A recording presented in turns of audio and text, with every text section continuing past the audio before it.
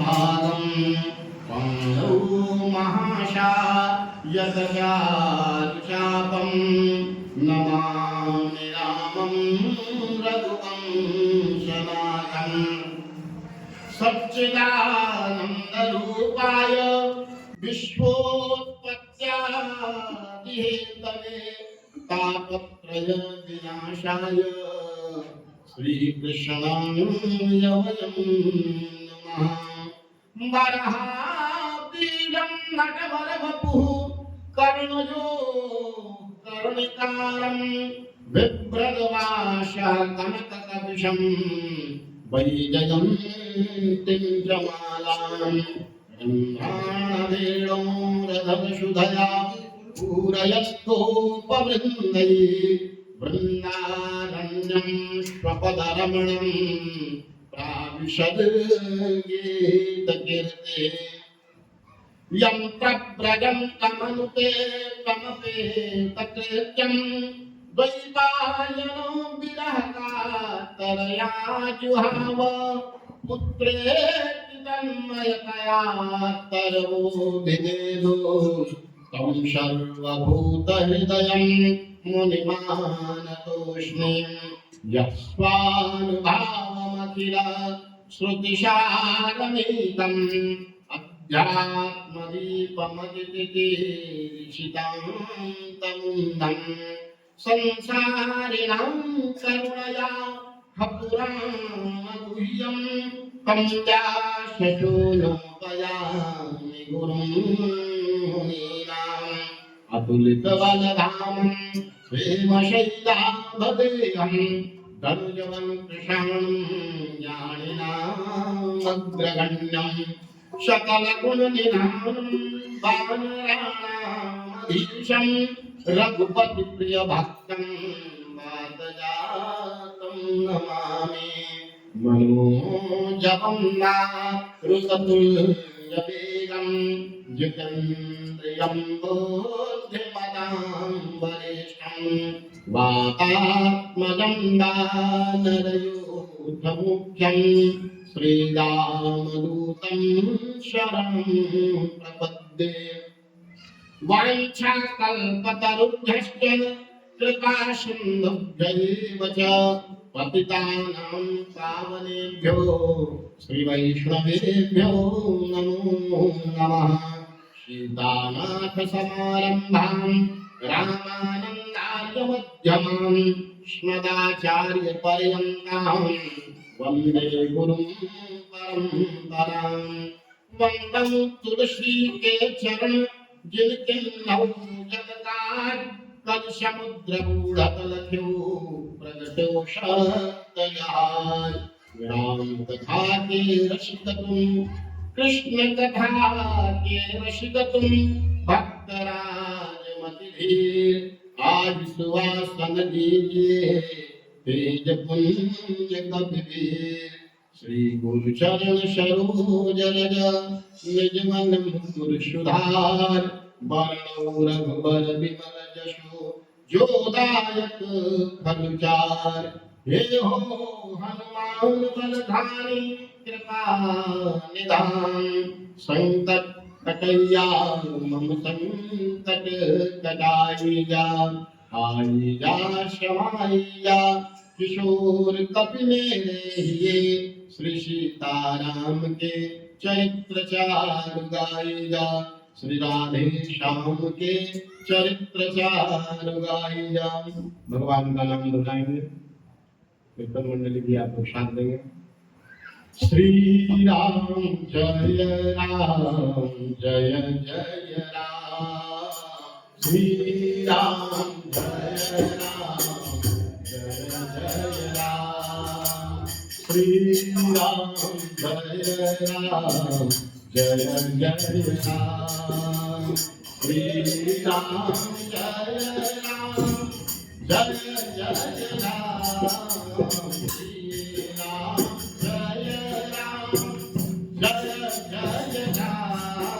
राम श्री राम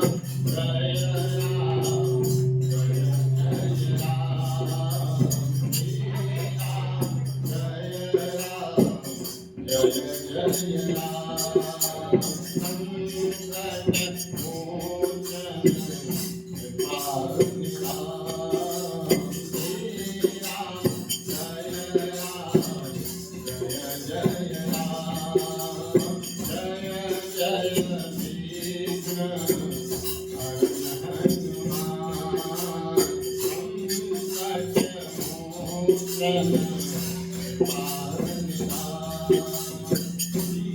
राम जय राम जय राम जय विघ्न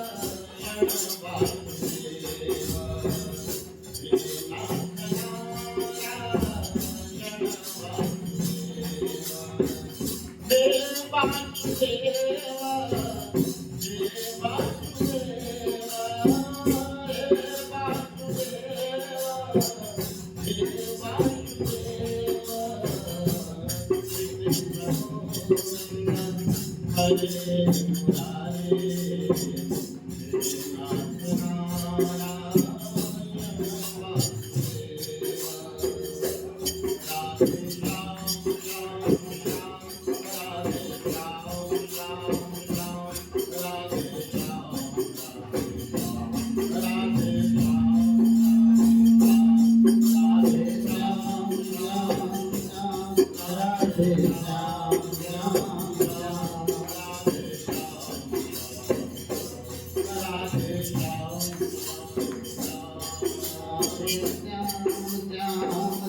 हनुमान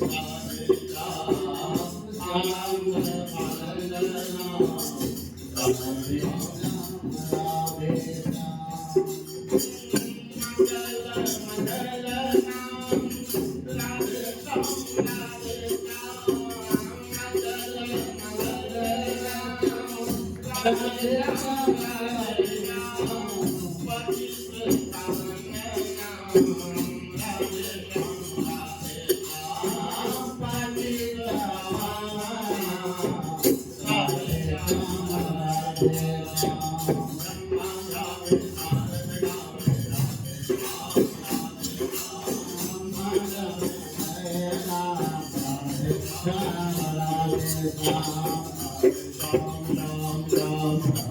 मोचन राम जय राम जय जय राम श्री राम जय राम जय जय राम श्री राम जय राम जय जय राम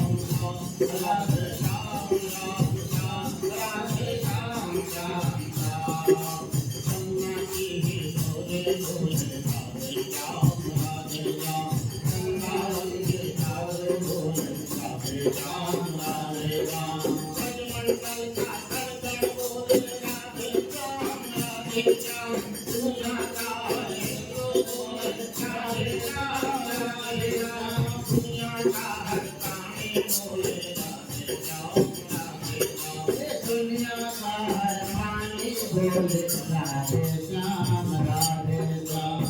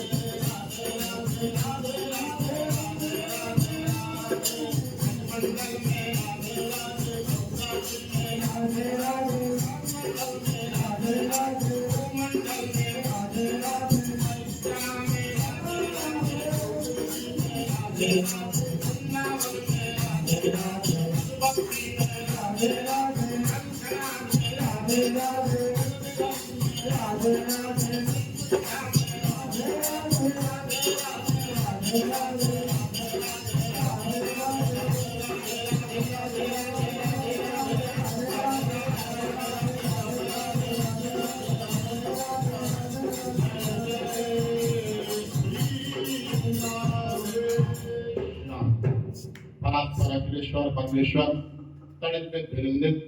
श्री कृष्ण भगवान की बांधमयी प्रतिमूर्ति श्रीमद् भागवत को साष्टांग दंडवत निवेदित करते हुए और इस मंदिर के अधिष्ठात्र देव हनुमान जी को साष्टांग दंडवत निवेदित करते हुए आए हुए श्रद्धालु भक्तगण भक्तिमती माताएं विद्वत वृंद सबको प्रणाम निवेदित करते हुए सिया राम सब जग जाने सबको प्रणाम निवेदित करते हुए आज हम लोग श्रीमद् भागवत के प्रथम दिवस तक की कथा श्रवण करने हेतु यहाँ पर सभी उपस्थित हुए। तो श्रीमद् भागवत है क्या? अच्छा, ये बात ये भी है, इतनी बड़ी कथा और इस कथा का महत्व इतना है। देखिए, अगर मान लीजिए हम कोई भजन गाएं और हम ही उसको कहें कि बहुत अच्छा है, तो अच्छा वो मतलब नहीं माना जाएगा। कहा कि तो अपने मियाँ मिट्ठू बन रहा है। मेरे उत्पाद का, मेरे भजनों का अगर दूसरा कोई जब उसको, हमारा विरोधी भी अगर हमको कहने लगे कि वो बढ़िया गाता है या वो बढ़िया ये करता है, तब माना जाएगा। अन्य जगहों से भी बताया जाए कि वह बढ़िया है, तब उसको माना जाता है। वैसे ही श्रीमद् भागवत महापुराण अपने आप में अत्यंत श्रेष्ठ है, लेकिन इसकी जो महत्व है वो पद्म पुराण में भी दी हुई, वहां भी दिया हुआ है। तो पहले महात्म्य की चर्चा हम लोग आज यहाँ पर करेंगे। बहुत परम सौभाग्य है। देखिए, साहू जी की कृपा है कि सबको श्रीमद् भागवत श्रवण करने का मौका मिल रहा है। यहाँ नरौली ग्राम में यज्ञ के माध्यम से श्रीमद् भागवत की कथा हुई है। थोड़ा डिस्टर्ब हुआ मौसम भी, लेकिन कथा हुई। कथा हर समय होते रहना चाहिए। ऐसा नहीं कि एक बार तो सुन ली और आज तो हर घर में टीवी पर आप देख सकते हैं श्रीमद् भागवत की कथा।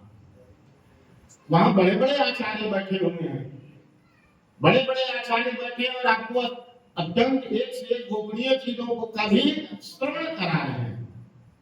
और हम लोगों का सौभाग्य है, हम लोगों को ये मौका मिला है। इस पीढ़ी को, इसके पीछे वाले पीढ़ी नहीं देख पाए, हम लोगों को ये मौका मिला हुआ है और हम लोग बहुत अच्छे से श्रवण कर भी रहे हैं। लेकिन जो आप टीवी में देखेंगे बड़े बड़े आचार्यों का, एक छोटा भी व्यास आपका गांव का पंडित वेदर श्रीमद् भागवत कहेगा और वहां पर बैठे रहेंगे तो एक विशेष प्रकार की ऊर्जा आप लोगों को प्राप्त होगी।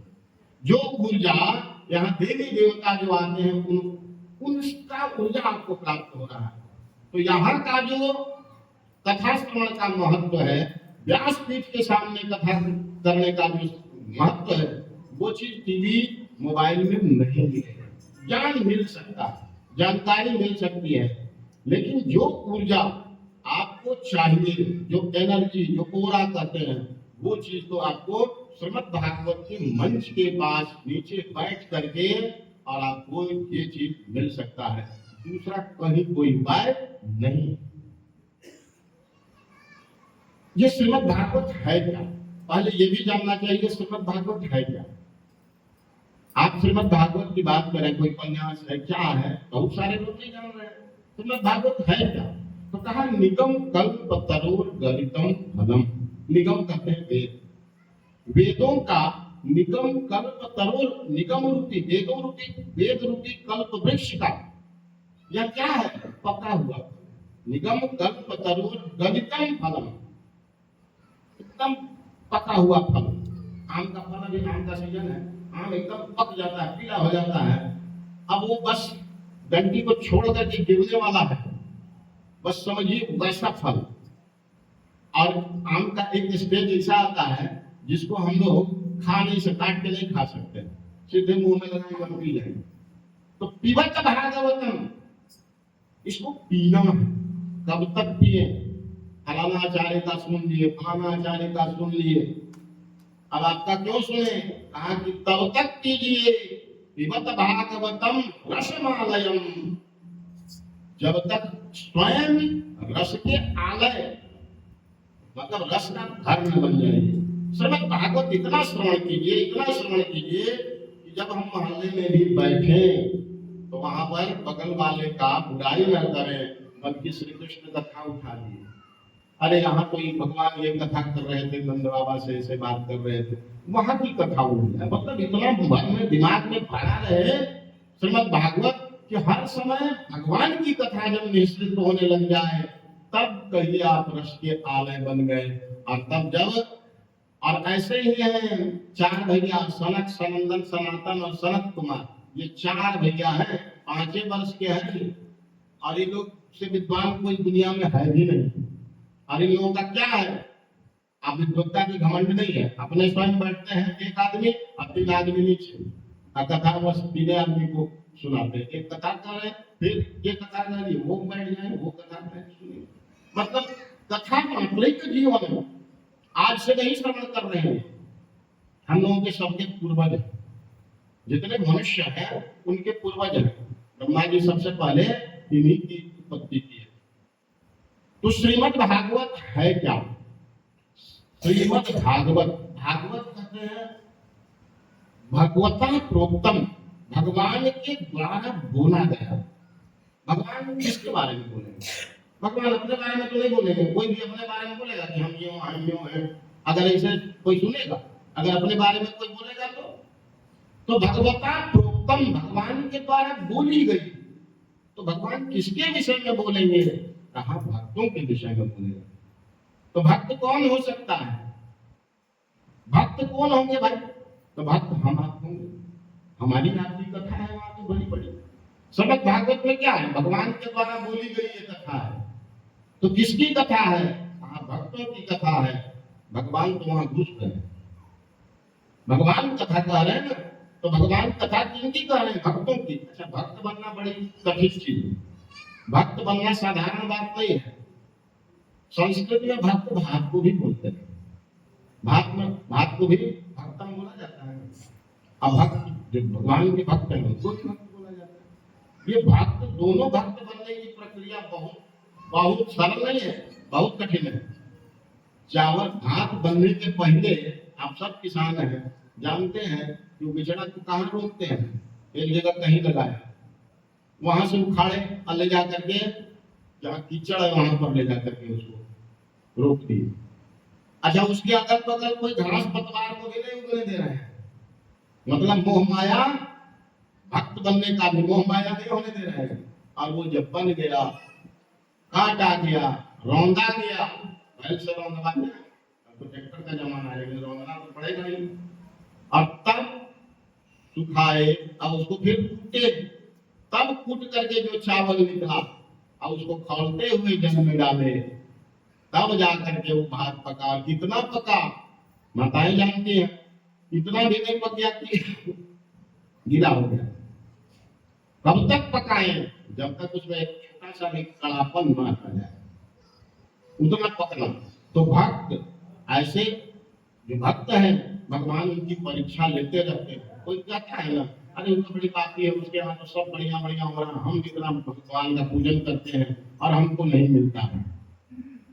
तो भक्त बनने के लिए भैया भगवान सब मोह माया से हटा देते हैं, और तब वैसे भक्त की कथा भगवान अपने मुख से श्रीमुख से बोलने लगते हैं। यही तो भागवत, भगवता प्रोक्तम, भगवान के द्वारा बोली गई जिनकी कथा, कहा भक्तों की कथा, यही श्रीमद् भागवत। श्रीमद् मद जिसके पहले जैसे अंग्रेजी में द लग जाता है ना, द प्राइम मिनिस्टर, द लग जाता है तो बहुत हायर हो जाता है, वैसे ही श्रीमद् मद लग गया और अधिक, मतलब इससे ऊपर अब कुछ हो नहीं सकता है। बाकी पुराण 18 पुराण हमारे हैं, 18 पुराण में श्रीमद् भागवत महापुराण इन्हीं के ऊपर सिर्फ श्रीमद् लगा हुआ है। बाकी वराह पुराण, मत्स्य पुराण, तो नृसिंह पुराण, इस प्रकार से पुराणों का ये है। लेकिन यह श्रीमद् भागवत पुराण, मद् भागवत पुराण अर्थात सबसे ऊपर भागवतों का ये सिरमौर है, मुकुट है, मुकुट है। श्रीमद् भागवत महापुराण। अच्छा, पुराण किसको बोला जाता है? पुराण, पुराण मतलब भोजपुरी में बोलते हैं नहीं, पुराण है, पुराना है। हम लोग यहाँ पूर्णा, यहाँ बोलते हैं पूर्णा धारती है। पूर्णा मतलब पुराण, मतलब बहुत पुराना चीज, प्राचीन चीज को पुराण कहते हैं। यह हमारा इतिहास है। ये तो बात है, ये हमारा इतिहास है, कथा नहीं है कि कोई कहानी की कहानी नहीं है, ये हमारा इतिहास है, भारतवर्ष का इतिहास। यहाँ पर भगवान श्री कृष्ण भगवान जन्मे हैं, यह हमारा इतिहास है। तो पुराण तो है ही, लेकिन आज भी हम लोगों को क्यों अच्छा लगता है? कहा पुराण नवति इति सा पुराण, यह पुराण तो है ही है, लेकिन नवीन इतना है कि जब सुनते हैं तभी लगता है कि नया। इतनी बार सुने श्री कृष्ण भगवान की कथा, इतनी श्रीमद् भागवत की कथा सुने, लेकिन जब भी कोई व्यास बोलता है तो लगता है कि इसको और सुने, ये तो नई चीज बता रहे हैं, यह तो नई चीज आ रही है। तो पुराण नवति इति सह पुराना, पुराना तो पुराना है ही, और नवीन इतना है कि आज का आधुनिक युग भी इसको नहीं समझ सकता है, इतना नवीन है। जब भी पढ़ा जाएगा, आज 20वीं सदी में पढ़ रहे हैं तो भी नवीन लग रहा है, और 21वीं सदी में भी पढ़ेंगे तब भी यह नवीन रहेगा, और 16वीं सदी में भी पढ़ी जाती थी तब भी वह नवीन थी। तो इतने नवीन है, प्राचीन तो इतने हैं कि कहा नहीं जा सकता है। ब्रह्मांड से प्रारंभ है, जब सृष्टि भी प्रारंभ नहीं हुई थी या पूरी संपूर्ण सृष्टि भी नहीं थी, तब उससे इसमें कथा उस समय से है। मतलब संपूर्ण सृष्टि का जब सृजन हो रहा था, नारायण जब सृजन कर रहे थे, उस समय से लेकर के कथा आज तक की कथा है। यह श्रीमद् भागवत महापुराण है। तो पुराण श्रीमद् भागवत महापुराण, यह पुराण की कथा कहाँ होती है? कहाँ होती है? 4 श्लोक इसके मंगलाचरण के हैं। सच्चिदानंद भगवान, कोई भी चीज पढ़ने, कोई भी चीज का एक पहला जब आप चैप्टर पढ़ेंगे तो उसके विषय में उसका मंगलाचरण रहता है। मंगलाचरण अर्थात क्या? उस पूरे ग्रंथ का परिचय, उस 4 श्लोक या जितने भी रहे, कोई भी ग्रंथ का पहला जो होता है वो मंगलाचरण होता है, जिसमें कि उस ग्रंथ की झलक इसमें आ जाती है। वो ग्रंथ है क्या, इसके विषय में पता चलता है। पहला श्लोक यह महात्मा से हम बता रहे हैं। सच्चिदानंद रूपाय विश्वोत्पत्त्यादि हेतवे तापत्रय विनाशाय श्री कृष्णाय वयं नमः। सच्चिदानंद, सच्चिदानंद किसको बोलते हैं? जो सत्य हो, चित्त हो और आनंद। सत्य का अर्थ क्या है? सत्य का अर्थ क्या है? सत्य का अर्थ है कि भूत, भविष्य और वर्तमान तीनों परिस्थिति में एक जैसा है। तो कहिएगा ये फूल सत्य है? नहीं। क्यों? कल 2 दिन पहले इसका कुछ भी अस्तित्व नहीं था, आज ये फूला और 2 दिन पहले तो सत्य नहीं है। सत्य मतलब एक रस जो भूतकाल में भी था, वर्तमान में है और भविष्य में भी वैसे ही रहेगा, एक समान रहेगा। और ऐसा संसार का कोई वस्तु है? एकमात्र परमात्मा है जो भूत, भविष्य और वर्तमान तीनों में एक रस, एक जैसे हैं, और वह मात्र एकमात्र परमात्मा है, दूसरा कोई नहीं। भूत में जब भी लोहा कहीं पड़ा हुआ होगा, निकाला गया, अयस्क के रूप में था, निकाला गया, माइक के रूप में बना, और कुछ दिन चलेगा, उसके बाद इसके ऑपरेटर है कहीं कहीं खराब हो गया, फेंक लो, फिर कबाड़ खाना मिल जाएगा, फिर वही प्रोसेस में चला जाएगा। अर्थात ये भी नहीं सत्य। तो सत्य, सत्य कौन हो? सत्य कौन है? परमात्मा। परमात्मा के अलावा कोई सत्य नहीं। चित्त, चित्त किसको कहते? बुद्धि, प्रकाश। प्रकाश जो स्वयं प्रकाश, कोई भी प्रकाश या कौन तब तक जल रहा है जब तक पदरातु थर्मल से इसको करंट मिल रहा है। जहां उधर कटा, यहां कटा, तो यह भी चित्त नहीं, यह भी स्वयं प्रकाश नहीं है। बॉल भी स्वयं प्रकाश नहीं है। अरे सूर्य भी स्वयं प्रकाश नहीं। सूर्य को भी एक दिन समाप्त होना है, हीलियम और उसका होते होते खत्म हो जाएगा। तो स्वयं प्रकाश कौन हो सकता है? कहा परमात्मा के अलावा स्वयं प्रकाश कोई नहीं हो सकता है। सत्य, चित्त और आनंद। आनंद किसको कहते हैं? आनंद में बहुत कंफ्यूजन। बढ़िया भोजन मिल गया, खूब सुंदर, आनंद आ गया। आनंद इसको नहीं कहते हैं, सुख। भौतिक संसाधनों से जितनी भी आप संतुष्टि कर ले, इसमें आपको आनंद नहीं मिल सकता है, सुख मिल सकता है। क्यों? एसी में सोए हुए हैं, गल्लत के गद्दा पर सोए हुए हैं, कैसा आनंद है। जहां लाइन कट गया सब आनंद खत्म, तुरंत पसीना चलने लग गया। तो वहां वो आनंद नहीं है। आनंद का अर्थ है वह भी भूत भविष्य वर्तमान में एक जैसा रहे, वह कभी समाप्त नहीं। एक बार आनंद आ गया तो वो जा ही नहीं सकता है। तो परमात्मा के अलावा आनंद भी दूसरा हो ही नहीं सकता है। तब न कहा जाता नंद के आनंद भयो जय कन्हैया लाल। आनंद तो कन्हैया के अलावा दूसरा हो ही नहीं सकता है। तो सत्य चित्त आनंद अर्थात सच्चिदानंद विश्वोत्पत्त्यादि हेतवे। देखिए शक्ति, पहले तो स्वरूप जाने भगवान का, वह सत्य है, वह चित्त है, वह आनंद है। जो वह परमात्मा, वह सनातन जो आज काल से वही है, आज भी वही है, भविष्य में भी वही रहेगा। सत्य है, चित्त जो स्वयं प्रकाश है, उसको सूर्य से प्रकाश लेने की आवश्यकता नहीं है, और आनंद है। वैसे सच्चिदानंद की शक्ति क्या है? विश्वोत्पत्त्यादि हेतवे। विश्व की उत्पत्ति, विश्व का पालन और विश्व का संसार चुटकी में। जिसके सामर्थ्य देखिए, सामर्थ्य भी होना चाहिए। तो सामर्थ्य भगवान का कितना है? कहा विश्वोत्पत्त्यादि हेतवे। विश्व की उत्पत्ति, संहार, पालन और तो क्षण भर में कर दे, क्षण के भी 8,00,000 भाग में कर दे, ऐसी उनकी शक्ति है। विश्वोत्पत्त्यादि हेतवे। अब हमारे लिए क्या है भाई? ठीक है, बहुत सुंदर है भगवान, उनके अगाध उनका स्वरूप है। हमारे लिए क्या है? कहा तापत्रय विनाशाय।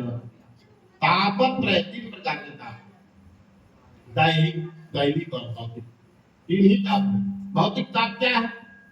भौतिक ताप है गर्मी, पंखा जरूरत, पंखा चला दिए। तो भौतिक शक्ति, भौतिक जो ताप है उसको हम भौतिक संसाधन से ठीक कर रहे हैं। गर्मी लग रही है, एसी चला रहे हैं, कूलर चला रहे हैं, पंखा चला रहे हैं। भौतिक जितने भी, गर्मी ठंडा लगा तो भौतिक संसाधन ले लिए, जैकेट वैकेट पहन लिए, ठंडा लगा। भौतिक दुख को भौतिक संसाधनों से ठीक किया जा सकता है। अब दैहिक, दैहिक ताप है, कहा दैहिक ताप है भाई, कहा दैहिक ताप है, बुखार हो जाना, बुखार हो जाना फलान देह से जो भी संबंधित की है तो उसको भी ठीक किया जा सकता है। लेकिन दैहिक में कौन आ जाता है, मानसिक ताप भी आ जाता है।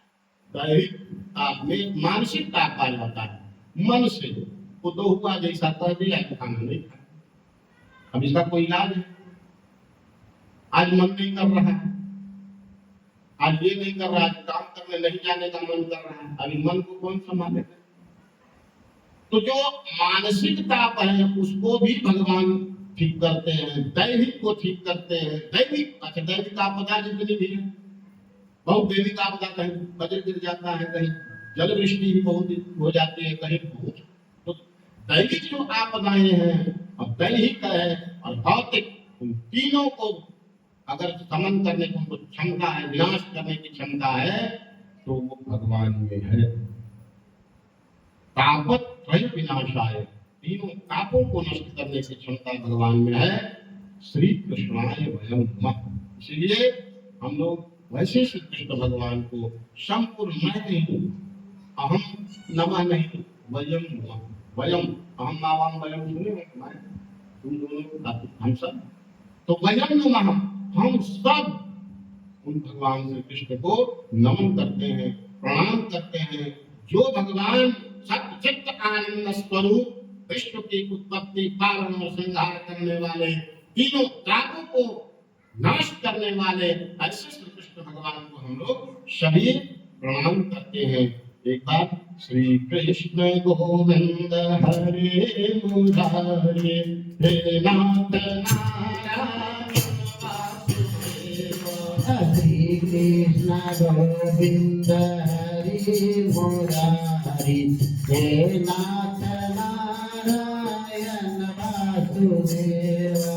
Hare Krishna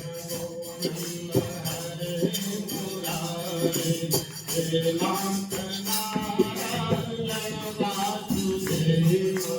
Hare Krishna Govinda Hare Murari, He Nath Narayana Vasudeva. गुरु श्री कृष्ण भगवान की जय। जय जय श्री राधे।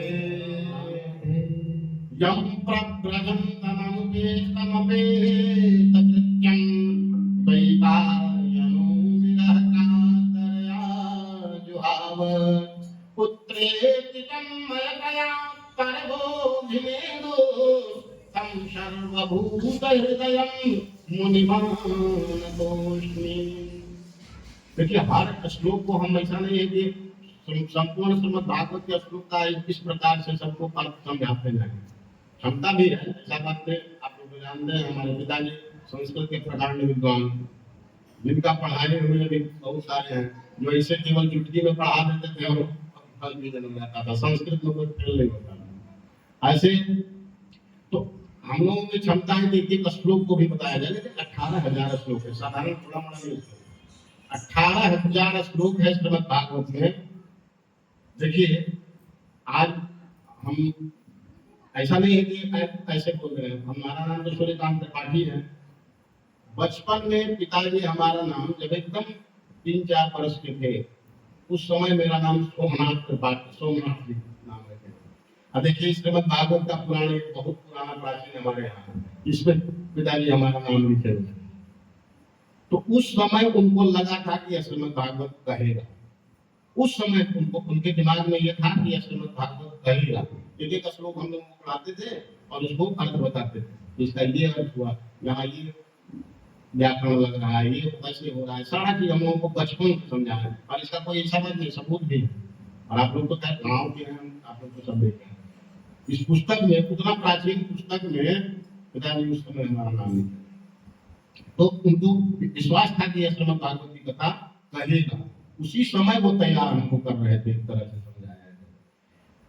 तो समझाया जा सकता है, लेकिन उतना समय नहीं है। 7 दिन का समय है हमारा, 7 दिन में 18,000 श्लोक, 335 अध्याय, 12 स्कंद। इसको एक एक श्लोक को तो समझाया नहीं जा सकता है।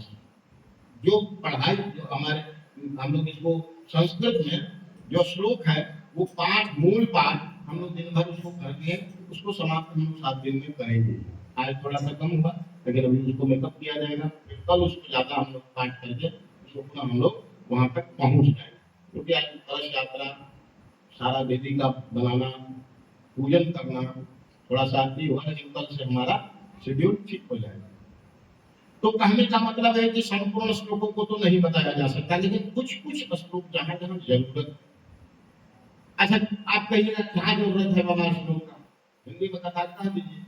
लेकिन ये श्लोक एक तरह का ही दवाई है कि जब आपके कान में जाएगा, यह मंत्र है ना, श्लोक में मंत्र है।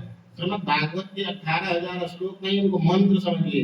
इन इन मंत्रों का इस कर्णकूट में जाना अपने आप में एक प्रकार की आहुति है। जैसे हवन हम लोग यज्ञ किए थे, तो यज्ञ में तिल जौ चावल का आहुति देते थे, स्वाहा स्वाहा करके, तो वो अग्नि को हम दे रहे हैं, श्री गम गणपति स्वाहा। यह आहुति गणेश जी के पास जाए, एकदम अग्निदेव वहां पहुंचाते हैं, तो वहां तो हम एक आहुति दे ही रहे हैं।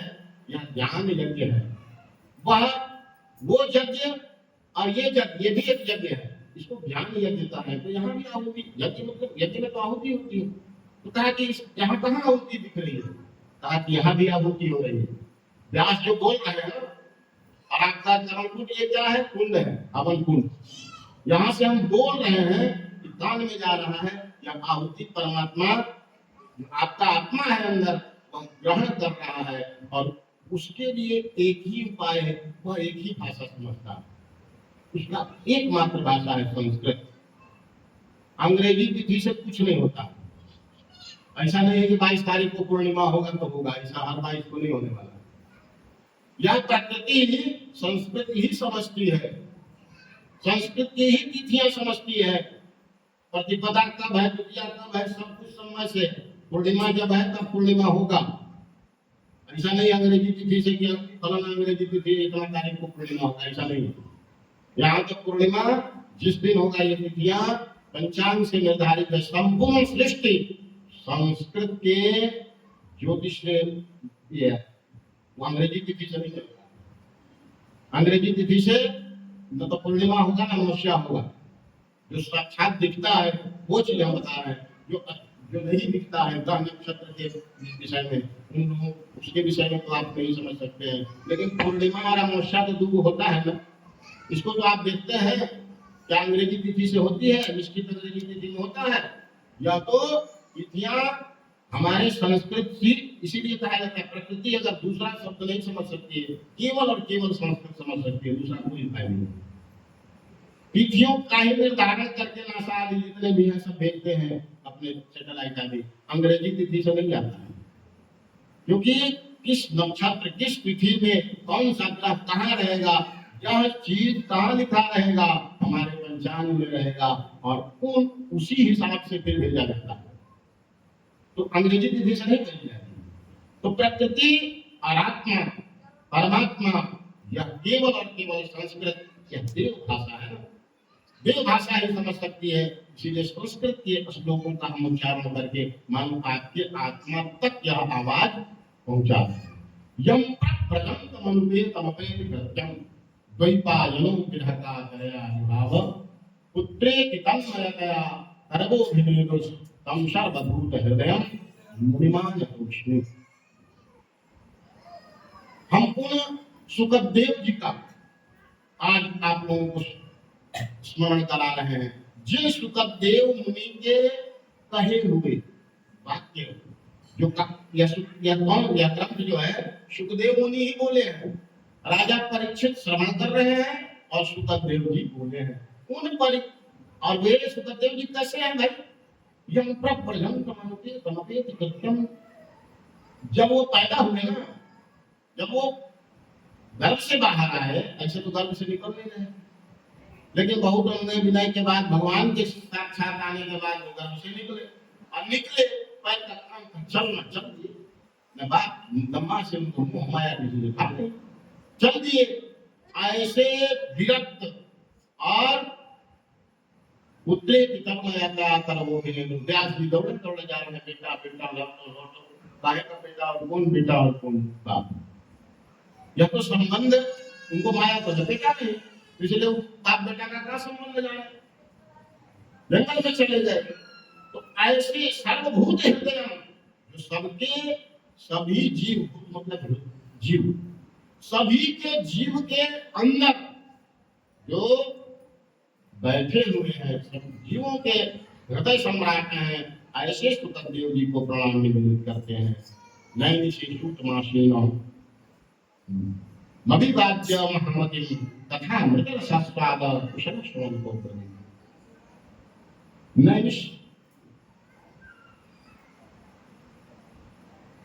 नैमिषारण्य तीर्थ 88,000 ऋषि पूरे विश्व से एक जगह जुटते हैं, एक जगह जुटते हैं, विचार हो रहा है, आगे कलयुग आने वाला है।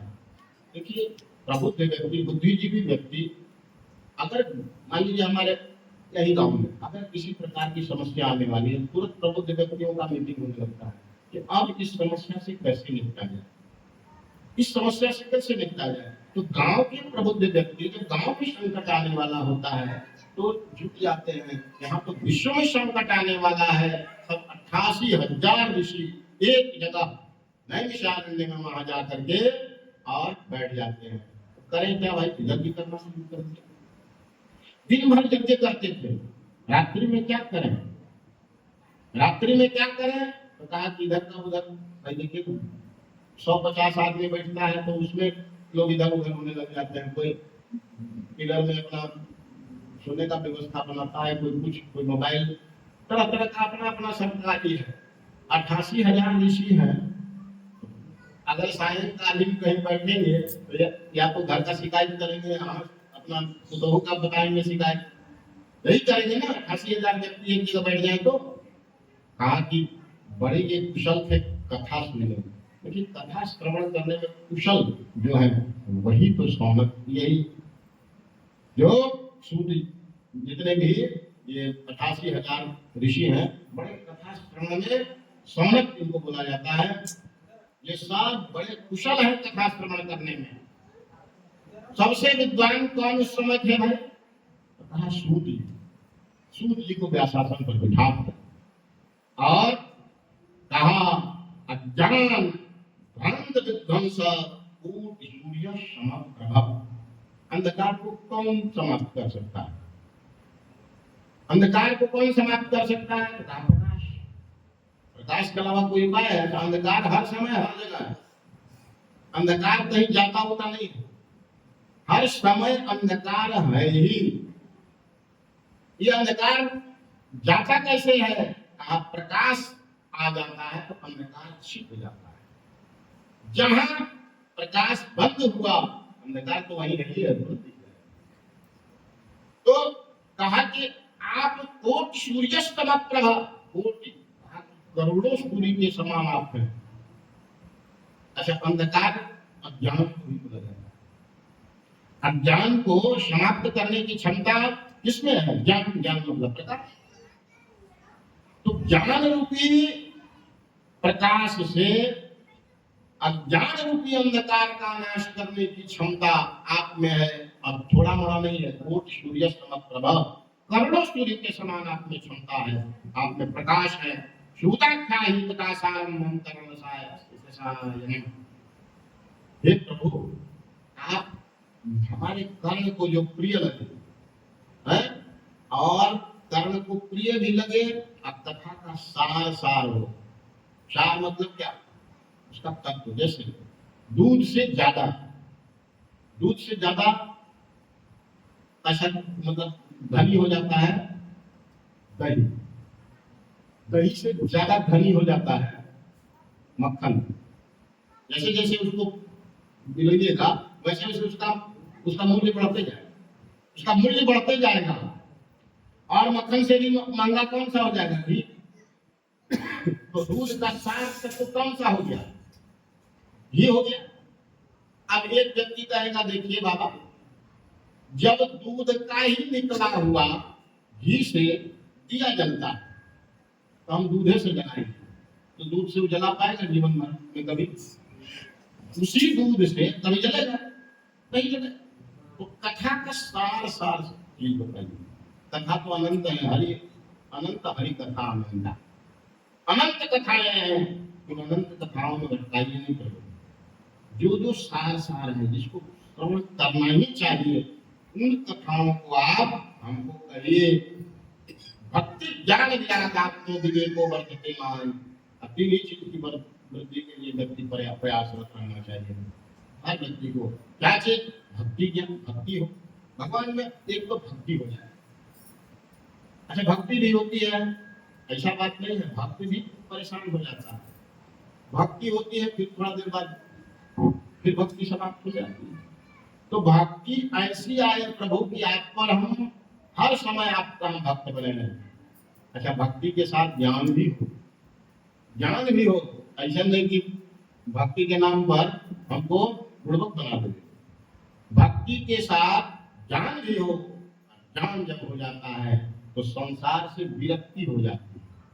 तो विरक्ति हो जाती है तो ऐसा नहीं कि बाल बच्चा को छोड़ करके चल दी। विरक्ति इसको नहीं कहते हैं। विरक्ति होती है कि उसके बीच में रहें, लेकिन कैसे रहें?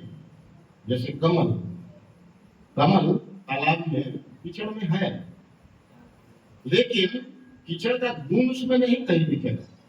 है जरूर कमल कीचड़, कीचड़ में ही पैदा हो रहा है, लेकिन गुण न रहे, वह अपना गुण वहां दिखाते रहे।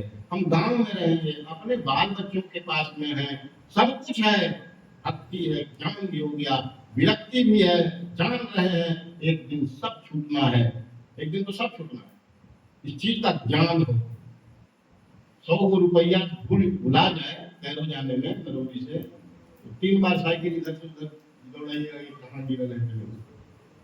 सोचिए 100 रुपया का ही हाल है, और जो जीवन भर कमा के 10 एकड़ जमीन लिए, घर बनाए, बाल बच्चा एक झटके में छूट जाए, कितनी कदम तकलीफ हो। 1000 बिच्छू के डंक मारने इतना कष्ट होता है मृत्यु के समय।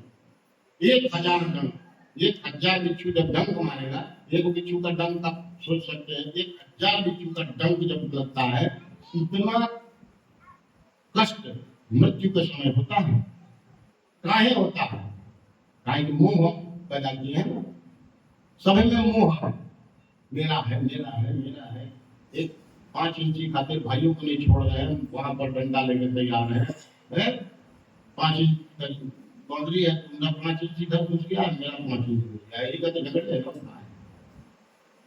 तो इस चीज के लिए जब होने लग जाता इतना मोह, जब ये मोह, ऐसा भी नहीं है कि डेट सबका निर्धारित है, बुढ़ाएंगे तबे मरेंगे, ऐसा भी बात नहीं है कि बुढ़ा हो जाएंगे, 70 बरिस हो जाएगा, 80 बरस हो जाएगा, तब मेरा बटन दबेगा, ऐसा भी नहीं है। इस संसार में कब किसका टिकट कब कट जाए, इसका कोई बच्चा हो या जवान हो या बूढ़ा, कब किसका टिकट कटे, इसका कोई जानकारी किसी के पास नहीं। बड़े बड़े एस्ट्रोलॉजर के पास भी नहीं। बूढ़ा हो जाना तो सौभाग्य का विषय है, वृद्ध होना सौभाग्य का विषय है। सब कोई बूढ़े नहीं हो पाते हैं, सब कोई बूढ़ा हो नहीं सकता है। बहुत तो जवानी में चले जाते हैं, कोई बचपन में चले जाते हैं, तो बूढ़ा होना सौभाग्य है। अगर घर में बूढ़ा कोई है तो सेवा कीजिए, परम सौभाग्य है आपका कि आपके घर में एक बूढ़ा व्यक्ति है। माता पिता बुढ़ापा में उन्हें कर दीजिएगा तो नहीं काम चलेगा, उसको सेवा करना पड़ेगा, करना चाहिए। जब कीजिएगा मेवा पाइएगा, आपको भी कोई कर देगा, आपको भी बुढ़ापा देखने तक का मौका मिल सकता है। हमें तो बुढ़ापा कहाँ देख पाइए, आप बुढ़ापा बर्दाश्त नहीं कीजिए। प्रकृति जो प्रकृति है या जड़ है या माफ नहीं करती, प्रकृति माफ नहीं करता। तो कहा भक्ति ज्ञान दिलाएगा तो विवेको वर्धते महान, भक्ति ज्ञान और वैराग्य तीनों को बढ़ावे, ऐसी कथा श्रवण कराइए। शुद्ध है माया मोह निराशश्च वैष्णवे क्रियते कथम। कहा माया मोह से, जो माया है संसार है, माया है, उस माया और मोह से जो निकाल दे परम वैष्णव बना दे। परम वैष्णव मतलब क्या? वैष्णव किसको कहते हैं? कहा किसी जीव की हिंसा नहीं करना, अपने पेट के लिए, अपने जिह्वा के स्वाद के लिए किसी जीव की हत्या करना, ये कहाँ का नियम है? मर गया या मारा गया है तो सब ही, या तो आप मार दिए या तो मर गए, है तो सब ही। तो सबको जो ग्रहण कर रहा है, अब वो अपना रसोई में पकावे कि कैसे भी करे, है तो गड़बड़े चीज, तो सब ही। तो वो तो गिद्धों का काम है, जो गिद्ध के काम से निवृत्त हो जाए, परम वैष्णव जो बन जाए, जीव पर दया करने की जो क्षमता आ जाए। अब ही नहीं कि परम परम वैष्णव है तो सांप आएगा काटने तो उसको छोड़ दे, ये भी बात नहीं है। धर्म के रक्षणार्थ अपना प्राण देना पड़ जाए या प्राण लेना पड़ जाए तो पीछे नहीं हटना चाहिए। वैष्णव है, जीव की हत्या नहीं करेंगे, लेकिन धर्म जब भगवान पर आ जाएंगे तब हम हर समय के लिए हर समय तैयार रहेंगे, इस प्रकार का भावना।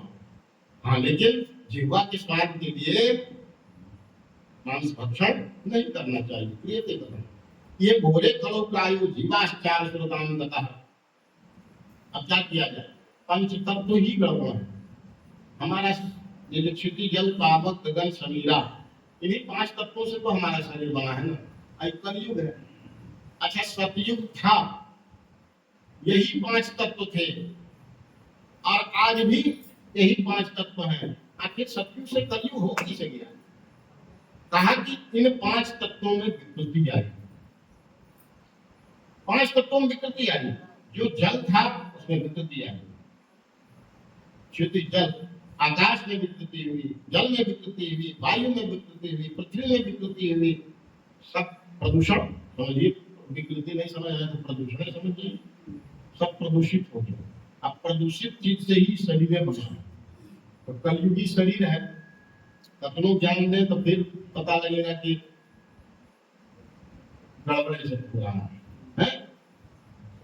तो ऐसा नहीं है कि सब कुछ सबका ठीक है होता।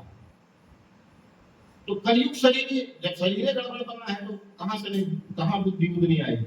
अभी कथा श्रवण करते समय तो लगा कि हम वैष्णव बन जाएंगे, लेकिन कम देवता है ब्याह का, वहां तिलक में जाना है, वही सब रहेगा, आना ही पड़ेगा।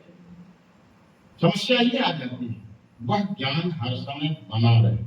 ये जो ज्ञान है ना, कहा कि माया मोह वैष्णवे विवेको वर्धते महान, माया मोह निराशस्य वैष्णवे क्रियते कथम। ये बोले करो प्रायो जीवा ज्ञान सुतांगद क्लेशा कांतस्य तस्यैव शोधनीं किं परायणम। शुद्ध बनाने का सर्वश्रेष्ठ उपाय क्या है? अब देखिए हाय तो गड़बड़, लेकिन अब शुद्ध कैसे हो उसको बताइए। हमारा शरीर बना है गड़बड़, अब इसको शुद्ध कैसे किया जाए ये सब बताइए हमको। श्रेयसाम यद भवेत् श्रेया पावनाम च पावनाम। आप हमें कोई ऐसा शाश्वत साधन बताइए जो सबसे अधिक कल्याणकारी तथा पवित्र करने वाला है। पवित्र करने वालों में भी पवित्र हो। पवित्र तो जिसे करिए देता है, गंगा हम लोटा में गंगा जी का आह्वान करते हैं, ओम पवित्र पवित्रो वा सर्वावस्थान में विदा स्मरेत पुंडरीकाक्षं शौभाग्याभ्यं तरस्तुति।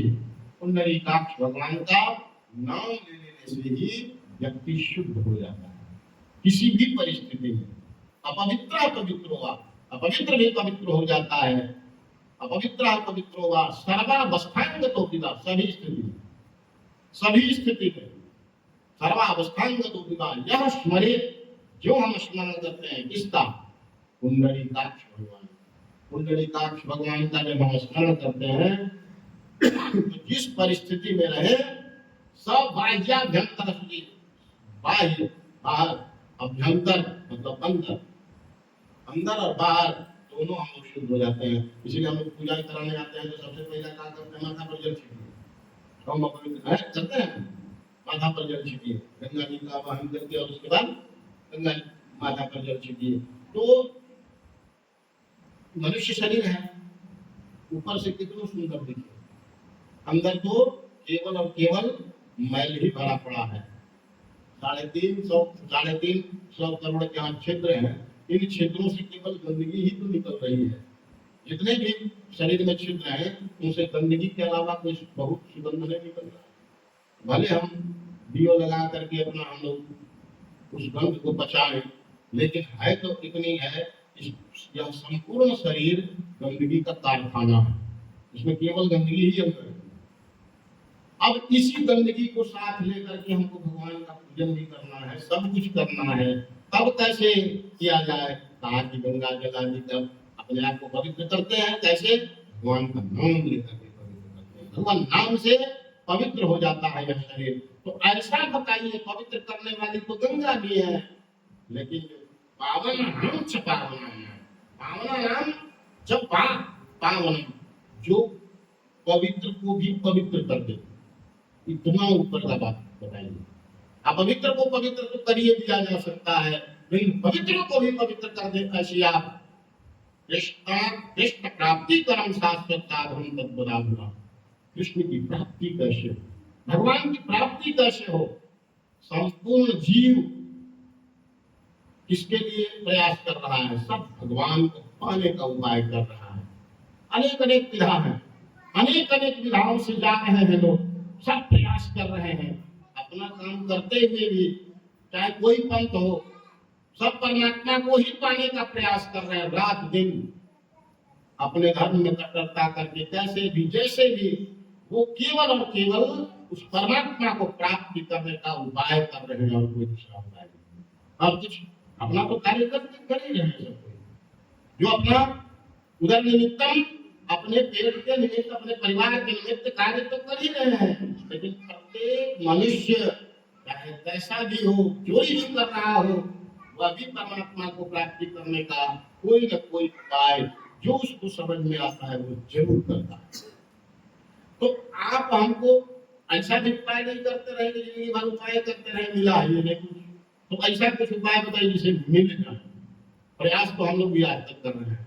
ये 88,000 ऋषि जो है, एक एक का सतयुग के भी लोग बाबा लोग हैं, हजारों हजार वर्ष के हैं, हजारों हजार वर्ष वाले लोग बाबा हैं, कि कोई साधारण उपाय नहीं किए हैं, अभी तक नहीं मिला है। हे प्रभु, ऐसा कुछ उपाय कीजिए जिससे भगवान हमको प्राप्त हो जाए। देखिए, कथा का सार हम इसका सार जो है ना, जिसका सत्य है वो बता रहे। कहानी का क्या हम तुरंत निकल सकते हैं, बोल रहे थे कि उम्र तक पहुंचना ही पड़ेगा। पहुंचना कोई बहुत बड़ी बात नहीं है, तो 2 लाइन में पहुंच जाएंगे। हनुमान जी का पूछ है, कथा क्या है? हनुमान जी का पूछ है, छोटा भी कर दीजिए और बड़ा भी कर, जितना भी बड़ा किया जा सकता है, जितना छोटा किया जा सकता है। पहुंचना कोई बहुत बड़ी बात नहीं है। कथा को आप श्रवण कर जाइएगा, क्या सुने पते नहीं चले, आपके जीवन में परिवर्तन। भागवत कथा बहुत सुने, कहानी तो बहुत सुन चुके हैं। अब कहानी से नहीं, अब कहानी के अंदर जाइए और करना क्या चाहिए, इस भागवत का मूल तत्व क्या है। मैं तो 4 गो इधर से मारवाड़ी अभी क्या चल रहा है, मतलब भागवत में इधर से मारवाड़ी का उधर कथा कर दिए, वो फलाना सेठ थे ऐसे कर दिए, उनकी पत्नी ऐसे की। इन्हीं सब कथाओं में आपको 4 घंटा खत्म, 10 गो भजन गया, आपका समय पता चला भागवत हो गए। इसी तरह एक राजेश्वरानंद जी बताते हैं कथा के विषय में। एक पंडित जी वाराणसी से पढ़े लिखे, खूब पढ़े लिखे, भागवत लगाए, चले चले अपने काम की। श्रीमद् भागवत कहेंगे, आप श्रीमद् भागवत कथा कहेंगे, भगवान के पास है, भगवान का कथा भी होगा, कुछ द्रव्य भी प्राप्त हो जाएगा। अब तो हम भागवत कथा पोथी दिए, चल दिए, ट्रेन में चढ़े, तो सब कुछ जो जैसा रहता है वैसे ही दुनिया को समझता है। इस चीज को समझ लीजिए। युधिष्ठिर और दुर्योधन दोनों सामने, द्रोणाचार्य कह के जाओ युधिष्ठिर पूरा आदमी खोज कर लिया, पूरा युधिष्ठिर वो काम क्या है कहे तो पूरा आदमी नहीं।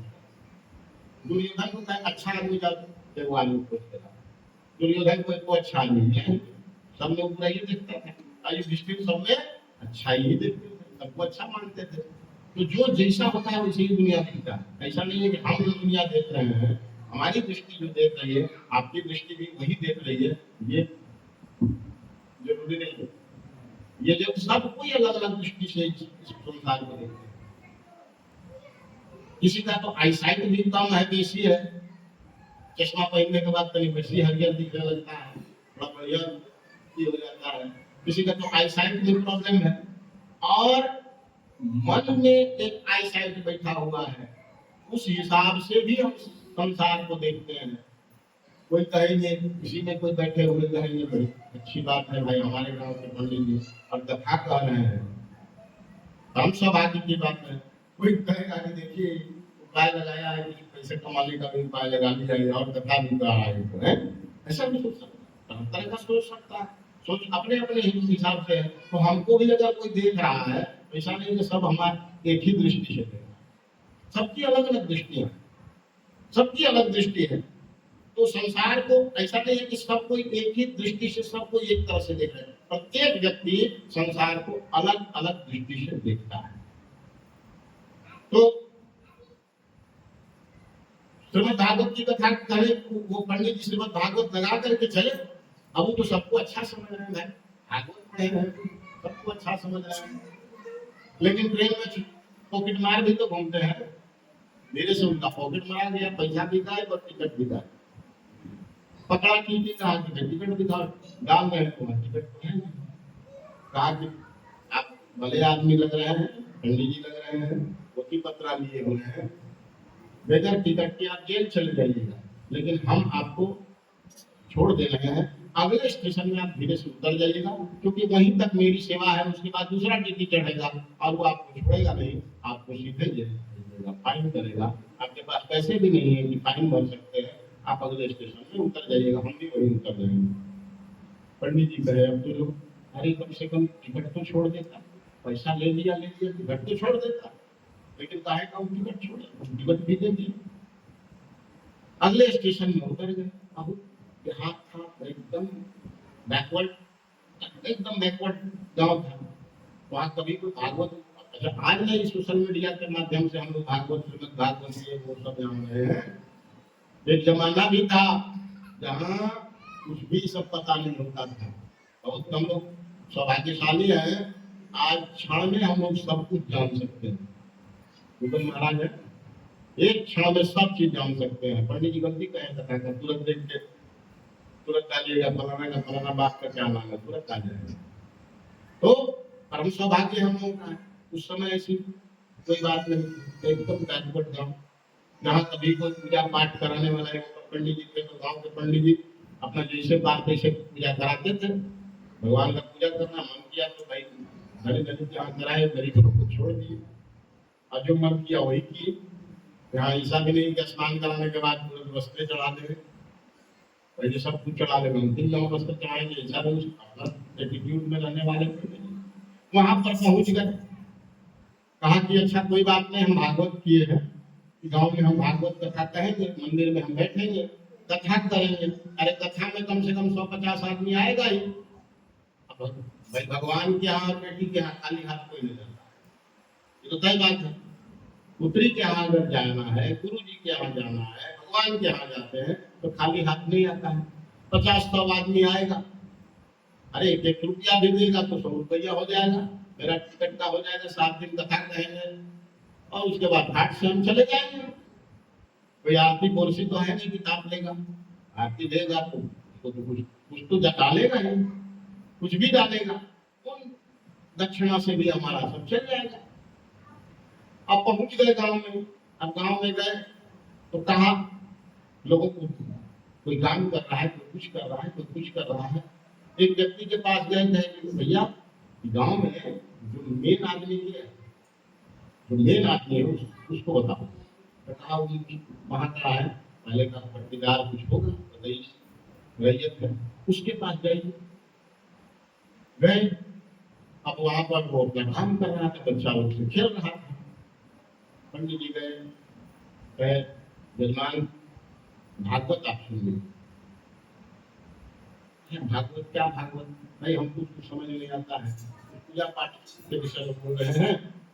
तो हमारे पंडित जी से पहले जो बात की, नया चीज अगर कोई आके बोल दे कि फलना चीज कर लीजिए, तो तुरंत फोन लगाइएगा कौशल पंडित जी को, है कि पूजा कहेंगे, पूजा हो ही नहीं कि नहीं होई का पूजा ये है, तुरंत पूछिएगा ना, कोई नया ज्योतिषी आके बता देवे फलाना चीज करिए, आप कभी सुने नहीं है तो क्या कीजिएगा, तुरंत फोन लगाइएगा, कहिएगा रुकिए हम अपन पंडित जी के बारे में सुनते हैं। तो वही कहे कि जाइए, अच्छा सबके ग्रेड को पंडित में, जो जिस ग्रेड में है उस ग्रेड का पंडित उसको मिलता है। जैसे जैसे आपकी क्षमता बढ़ेगी वैसे वैसे विद्वान से विद्वान ब्राह्मण आपको पूजन कराएंगे, जैसे नीचे रहिएगा वैसे ही आपको गुरुवत पंडित भी मिलेगा। आपका स्तर नहीं बढ़ेगा तो कहाँ, जैसा परीक्षित वैसा सुखदेव, अपना ग्रेड को बढ़ाइएगा तो स्वयं सुखदेव मुनि को भी आना पड़ सकता है। अगर परीक्षित स्वयं बन जाए व्यक्ति तो सुखदेव मुनि को आके कथा करना पड़ेगा, अपनी स्तर को बढ़ाना पड़ेगा। तो जाते हैं पंडित जी उनके यहाँ, पंडित जी के यहाँ जाते हैं, ये बनारस के पंडित हैं, वो वहां के पंडित जी के पास जाते हैं, कहा कि भाई पंडित जी श्रीमद् भागवत की कथा करा दीजिए मंदिर में। क्या होता है श्रीमद् भागवत में, कहा कि श्रीमद् भागवत का बहुत अच्छा उसमें कथा है, समझाया, कहा ये सब कुछ नहीं हो गया, हम जो कराते हैं पूजा वही होता है, हम नया नया सब कुछ नहीं होगा, जाइए। पंडित जी कहे कि अब तो भाई अगर जाए तो जाएगा, धन भी नहीं है, पकड़ने को 1 रुपया है, जाएंगे कहाँ, अब तो कोई उपाय करना होगा। तो सब अंतिम अस्त्र होता है, तो जाति बात है, भाई तुझे ब्राह्मण हम भी ब्राह्मण, कुछ हमरो हो जाएगा, कुछ उपाय कर दो, श्रीमद् भागवत की कथा करा दो। हाँ ये बात है, ठीक है, चलो बात करते हैं। चलो तो हुआ, जा करके बात किए, तो पंडित जी पूछे, कहे कि भाई देखिए भागवत कथा करना चाह रहे हैं, आप क्या कहते हैं। आज ऐसा सोचिए, आप मेरे बारे में सब कुछ आपको पता है, अगर जरूरी है तो करा दीजिए, खाने पीकर उधर सब आपकी एकदम चकाचक हो जाएंगे, भागवत सुन लीजिए। हाँ ठीक है, भागवत हो जाएगा। अगले दिन व्यवस्था होती है, गांव में पत्थर था गाछ के नीचे, इस पर रात दिन वो पट्टीदार बैठे रहता था अपना, और खूब अपना तेल मालिश उलिश करवाता था, कहा इसी पर भागवत भी हो जाए। और अब भागवत मतलब हमारे और आपके दिमाग में है भागवत माने कथा होता है, वो थोड़े भागवत भागवत कुछ होगा भागवत। अच्छा बच्चा लोग समझा कि कुछ खेल है, कुछ खेल है, बच्चा लोग भी आगे भाग गया। अब पंडित जी कहे जा रहे हैं कथा, किसी को कुछ समझ में थोड़े आ रहा है, बचपन सोचे कि बस इससे कुछ निकलेगा, इससे कुछ निकलेगा तो देखेंगे, अब तो जादू, अब बच्चा लोग सोच रहा है कुछ जादू निकलेगा इनकी दबवा से, पंडित जी का बक बक कौन सुन रहा है, कुछ निकलेगा। बच्चा लोग ही आश्रम में है, ये तो अपना तेल मालिश करके अब पंडित जी जहाँ वही पत्थर पर बैठे थे वही पत्थर पर वो भी था, और पहलवान आदमी था ये, पंडित जी के जंघा पर माथा रख के करना शुरू कर दिया। पंडित जी का जजमान थोड़ा सुन लो कथा, जजमान काहे का सुनने जाए। अब भाई पंडित जी कोमल कितना देर बर्दाश्त करेंगे, कथा भी कर रहे हैं और इधर माथा भी रखे हुए हैं, सारे बच्चे बस टुकुर ताक रहे श्रीमद् भागवत को कि अब कुछ निकलेगा तो देखेंगे, अब कुछ निकले। अब तो आश्रम में है, थोड़े कुछ सुन रहा है, और ये बड़े आदमी है वो सुन रहे हैं। पंडित जी को भी गुस्सा आ गया, एक आध बार हटाया नहीं हटा, दोबारा ने ज्यादा जोर से झटक दिया, चलो पिलाओ। भाई भूत तो थे आप शीतलदास का अखाड़ा का पहलवान के, पंडित जी भी साधारण होते नहीं, किनारे कर दिए। अब तो दोनों में आपको घुसा दिया, अरे भागवत गया इधर, अब पहले तो बरिया लिया जाए, अब दोनों गुत्थम गुत्था हो गए, लड़ाई होने लग गई। अब सब कोई पूरा काम वाला खा, देखो भागवत देवी आ गई, पंडित जी में भागवत देवी सवार हो गई, अब पकड़ दिया इसको। अब दोनों लड़ते लड़ते कुआं में चले गए, अब कुआं में गिर गए। अब पंडित जी दबा दिए उसको पकड़ पटक के, और ऊपर से सब कोई कहना है ये भागवत देवी शांत हो जाइए, शांत हो जाइए। भागवत जी ने आना होता है, किसी को आ जाता है एकदम शुरू हो जाती है तो वहां पर सब हाथ जोड़ लेता है जो, वैसे ही भागवत देवी शांत हो जाइए। पंडित जी ने कहा मौका ठीक है, इसको उपयोग करना चाहिए। तो आज 1,000 स्वर्ण मुद्रा भेजो, तब भागवत देवी छोड़ेगी, नहीं तो भागवत देवी छोड़ने वाली नहीं। तो 1,000 स्वर्ण मुद्रा मिला, निकले पंडित जी चल दिए। तो ऐसा भागवत अब गाँव में हुआ कि भागवत तो अब उस पर इज्जत का तो कामना ही नहीं है, मुखिया का वैल्यू बढ़ गया। भागवत सुन के साक्षात भागवत माता आ गई थी, अब भागवत सुन के गाँव में उसका वैल्यू बढ़ गया कि अब भागवत साक्षात ही भागवत का दर्शन कर लिया। तो भागवत को हम किस रूप में देखते हैं? भागवत को एक कहानी के रूप में देखते हैं, भागवत को एक मजाक, भाई वो किताब है, साधारण किताब समझ के देखते हैं। भागवत को कृष्ण की कथा का एक इतिहास मान के देखते हैं, अथवा है ये क्या कहा, तेने हम वांगमयी मूर्ति प्रत्यक्षा वर्तते हरि। तेने वांगमयी मूर्ति, वांगमयी किसको कहा जाता है? शब्दों की मूर्ति, शब्दों की मूर्ति। श्रीमद् भागवत की साधारण की नहीं है, पुस्तक नहीं है, किताब नहीं है, यह भगवान की अक्षरमयी मूर्ति है। जैसे वो लड्डू गोपाल है सामने, वो लड्डू गोपाल मेटल के बने हुए हैं, लड्डू गोपाल, लेकिन बने किसके हैं? मेटल के, पीतल के है, अष्टधातु के भी है, वो भी भगवान है। अब भगवान हम लोग बनाए नीचे सर्वतोभद्र के रूप में, तो यहाँ पर चावल से बने हुए हैं भगवान, चावल के रूप में बने। वैसे ही यह श्रीमद् भागवत महापुराण अक्षरों से बने हुए भगवान की यह मूर्ति है। और ये कोई साधारण, कोई हम नहीं बोल रहे हैं, कोई सारे एक सूर्यकांत त्रिपाठी और कौशल त्रिपाठी बोल रहे हैं। ये कौन बोल रहे हैं? स्वयं ब्रह्मा जी बोल रहे हैं। कब? ये कब बोले हैं? जब सुखदेव मुनि श्रीमद् भागवत की कथा श्रवण कराने के लिए परीक्षित को बैठा दिया। उस समय देवताओं का प्रतिनिधि मंडल पूरा एक साथ वहां पर उपस्थित हो गया। और कहता क्या है? कहते क्या है देवता? परीक्षिते कथा वक्तुम सभायां संस्थिते सुधा कुंभक हृत्वैव देवास्तत्र समागमः। अमृत का कलश लेकर के देवता सामने आ गए, और सामने आकर क्या कहते हैं सुखदेव मुनि को? आपके जजमान को क्या दिक्कत है? सातवें दिन इसको सांप काटेगा और मरेगा, इतने ना प्रॉब्लम है। लीजिए ये अमृत, ये हम स्वर्ग से अमृत लाए हैं, इसको पिला दीजिए, अमर कर दीजिए, सांप काटते रहे, कतना काटेगा।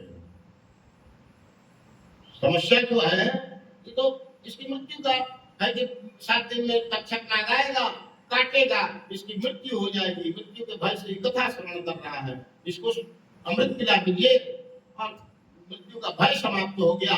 और ये जो कथा है ना, इसको चलिए स्वर्ग में हम लोग सुनेंगे। परीक्षिते कथा वक्तुम सभायां संस्थिते सुखे सुधा कुंभे, सुधा अमृत कुंभ मतलब घड़ा, गृहीत्वा देवास्तत्र समागमः, वहां पहुंच जाते हैं और तब सुखदेव मुनि करते हैं सुखम नत्वा बधु सर्वे स्वकार्य कुशलासुरा। ये देवता किसी पर जल्दी कृपा नहीं करते, अपना कार्य निकल जाए बस उतना ही से मतलब रखते हैं। देवता अपना काम निकल जाए तब तक देवता को, जब तक इसलिए हम लोग देवता को पूजा करते हैं तो उसको फल देते हैं। जो देवता का नहीं पूजा करते हैं नहीं फल देंगे, उनको पूजा चाहिए, उनकी पूजा चाहिए, उनका पूजा करते हैं, जैसा देवता हो वैसा फल मिलता है। कहा कि ये तो स्वकार्य कुशलासुरा, ये अपने कार्य करने में बड़ी कुशल है, देवता बड़ी कुशल होते हैं।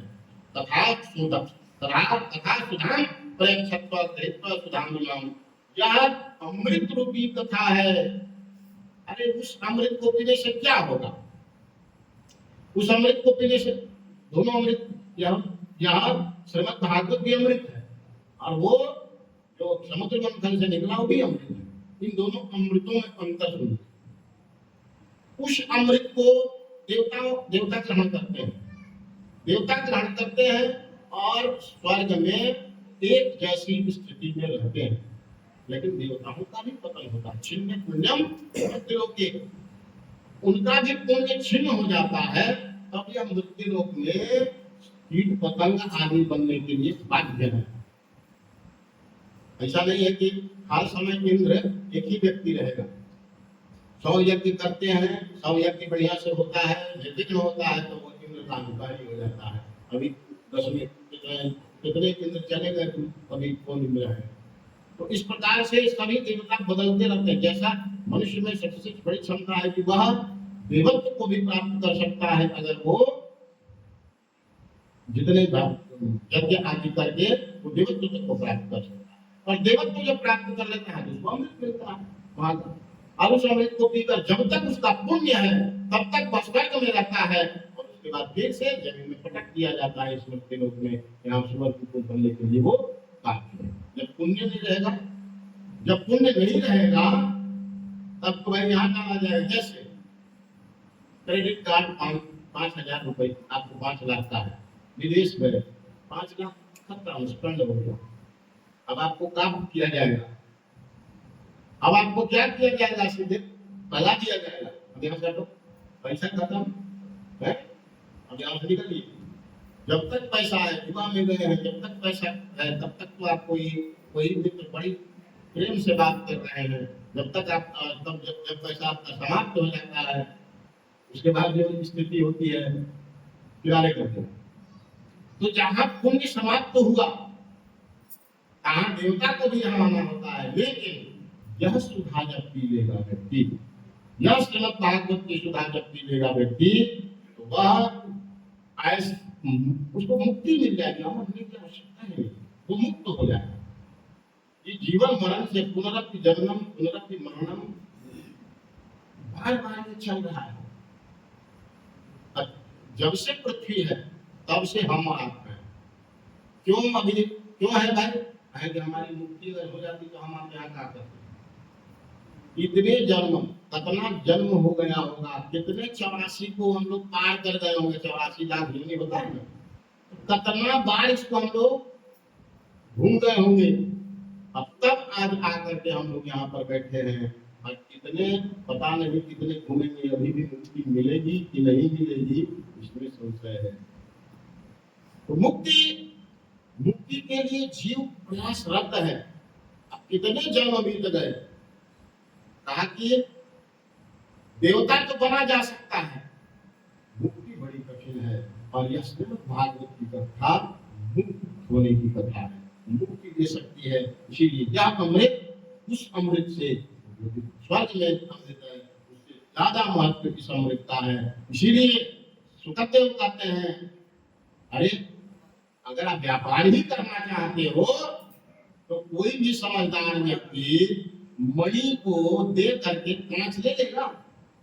एक समझदार जो व्यवसायी है, अगर व्यवसाय ही कर रहे हैं आप, क्योंकि आप तो लेन देन करना चाह रहे हैं, या सुधा का कुंभ देना चाहते हैं और कथा लेना चाहते हैं, तो एक समझदार व्यक्ति इस प्रकार का कभी व्यापार करेगा कि अपना मणि किसी को दे देवे और उसके बदले उससे कांच का टुकड़ा ले लेंगे। ऐसा व्यापार नहीं होता है, इसलिए मना कर दिया।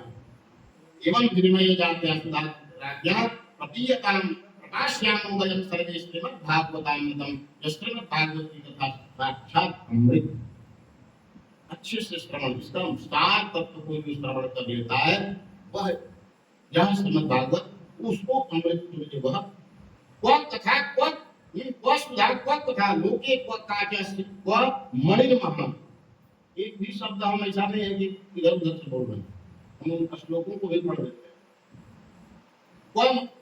मणिर्महान ब्रह्मरातो विचार्ये व तदादिवान जहासः अभक्तांश्चान विद्याय न दोष तथामृतम। अच्छा, ये कथा अभक्तों को नहीं दिया जा सकता। ये कथा किसको दे? जो इस कथा को श्रवण करने के लिए लालायित, कथा का कोई मोह नहीं है। अगर भक्त है, कथा श्रवण करना चाहता है तो उसको कथा सुनाया जाए। अभक्त को कथा नहीं श्रवण कराने का है। जो अभक्त है उनको क्या कथा श्रवण कराना? हम लोग ये कथा कहीं भी कथा कहने जानते हैं, जिस गांव में जाएंगे वहीं पर बैठ के कथा कर सकते हैं। अब भगवत कृपा से हमारे आप लोग सब जजमान है, कुछ न कुछ भेज दीजिएगा, हमारा बम बम हो जाएगा। लेकिन हम ऐसा नहीं करते। क्यों? जब कोई व्यक्ति तैयार होता है कि हम भागवत सुनेंगे, मतलब भगवान से भगवान एक तो प्रेरणा उसको दी, दूसरे इसके हृदय में कथा श्रवण करने की व्यग्रता बढ़ी, तब हम लोग इसके यहाँ कथा श्रवण करते हैं। हमें तो कथा तो इस प्रकार की कथा हर जगह की जा सकती है, हर गांव में किया जा सकता है, हर गांव में इतने व्यक्ति आ जाएंगे। अब कोई ऐसा व्यक्ति नहीं, हम लोगों का परिचय सब कुछ जजमाने हैं, कुछ ना कुछ जिसको जो कहेंगे वही ला के देंगे, और 7 दिन में इच्छा नहीं अच्छा खासा भी हो जाएगा। लेकिन हर जगह नहीं कथा श्रवण करता। अभक्तांश विद्याय न ददौ स कथामृतम्, उसको नहीं देना है कथा। अभक्त को जरूरत नहीं है। प्यासा, मान लीजिए कि जिसको प्यास नहीं है, खूब पानी पिए हुए है, पानी पी लिया, उसको शरबत पी लिया, उसको ठंडा पिला दिए, अब उसके बाद एक गिलास पानी ले जाकर दिए, उसको पानी पीने की इच्छा तो है नहीं, बेचारा ले तो लेगा, रख लेगा, पहला तो लेगा नहीं, अगर ले भी लिया तो रख देगा। बहुत रिक्वेस्ट किए बड़ी बोल पी ले, तो पानी का महत्व को क्या जाने, पानी का महत्व कौन जाने?